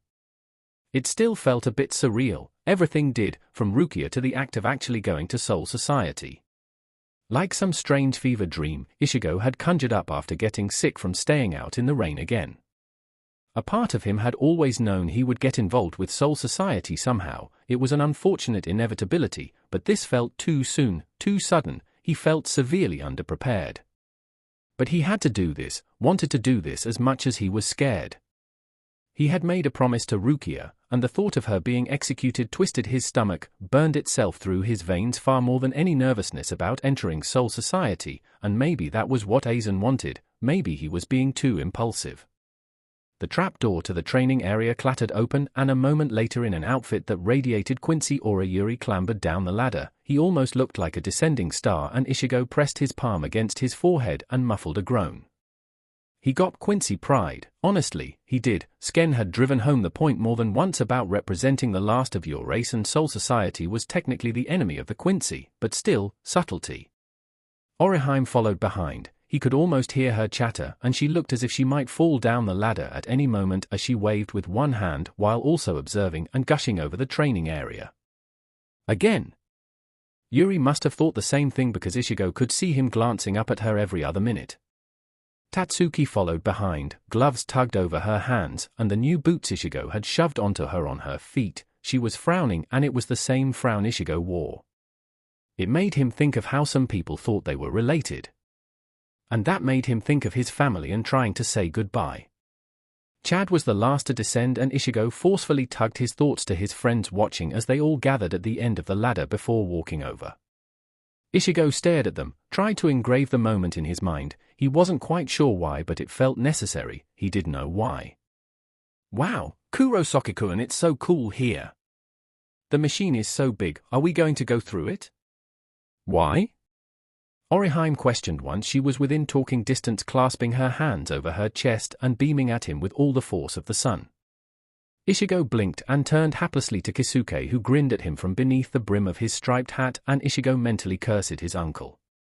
Under his breath, he questioned, "Why can't we just use a Garganta?" Before he smiled slightly, it was probably more of a grimace, at Orihime, and responded, "It converts our ratio or something so that we can enter Soul Society without dying." "You know why we can't use a Garganta, Ichigo?" Kisuke said as he walked over, swinging his cane in a manner that was far too cheerful. Even if Ichigo could sense the way Kisuke was actually worried, Benihime only smoked like that when Kisuke was worried. Ichigo nodded with a sigh, and when Tatsuki tilted her head, Ichigo shrugged and said, "A Garganta uses hollow Reiatsu. It would kinda be like sending up an attack signal. Still, I doubt we'll be able to avoid the cleaner." "Doubting my skills again, Ichigo?" "The cleaner?" Yuri questioned and adjusted the glasses perched on the bridge of his nose. Ichigo nodded and let Kisuke handle the explanation because Chad was looking at him and Ichigo knew what he was asking. He nodded and Chad tilted his head slightly, and it was enough to settle something in his chest to know that Chad was there. For a moment there was silence. Kisuke had finished his explanation, and really all that was left to go. They had trained for the past almost a week as much as possible. They had planned, talked about Soul Society, how it was governed, who to be cautious about, where Rukia was being held. There really wasn't anything left to say. Ichigo kind of wished there was. He turned to his friends, stared at each of them in turn, and in a split second, decided that maybe there was one more thing to say. I can't tell you what's going to happen when we go to Soul Society. But I will tell you that I believe in us, and you should too. We're going up against a government, but we have more than a few surprises up our sleeves, and I want you all to know that I will not leave you behind. I will not let anything happen to you as long as it is within my power, ever. We're going to save Rukia. They stared back at Ichigo, determination like carved stone on their features heavy between them all. They were ready. Kisuke smiled, subtle and barely noticeable, but Ichigo could practically feel his uncle's pride as he started up the machine. It cranked and groaned, shuddered once, and then the Senkaiman opened in a swirl of Reiatsu. Yoruichi leapt onto Ichigo's shoulders and with a nod, he stepped forward confident the others were behind him. The moment the Senkaiman closed behind them, trapping them in a vortex of darkness and plasma like something out of a sci-fi movie, Ichigo broke into a sprint and he could hear the others following behind. They couldn't afford to be slow, not with the cleaner patrolling the Dangai precipice. He focused on the running, on his breath and the sound of footsteps behind him, and tried to ignore the plasma on all sides, the way Zangetsu bristled with discomfort at this place that twisted between time and dimensions. Kurosaki, I think we have a problem. Yuri called out, and his voice was sharp and clinical, but Ichigo could hear the note of fear lodged behind it. He cursed and turned, jerked his head and let Yuri run ahead. He was good at controlling his Reiatsu, the best of them. The light was at the end of the tunnel, but there was one that was approaching behind Orihime, and Ichigo cursed because that was just their luck. He motioned Tatsuki and Orihime ahead of him and materialized Zangetsu even as he followed behind the group. His breath was quick in his lungs and his mind was attempting frantic mental calculations about whether they would make it or whether Ichigo would be able to hold it off long enough for his friends to escape. In the worst-case scenario, which he was inevitably contemplating, he could always try and use a Garganta. They were close. Ichigo could see blue sky behind the light at the end of the tunnel, and yet at the same time the cleaner was on their heels.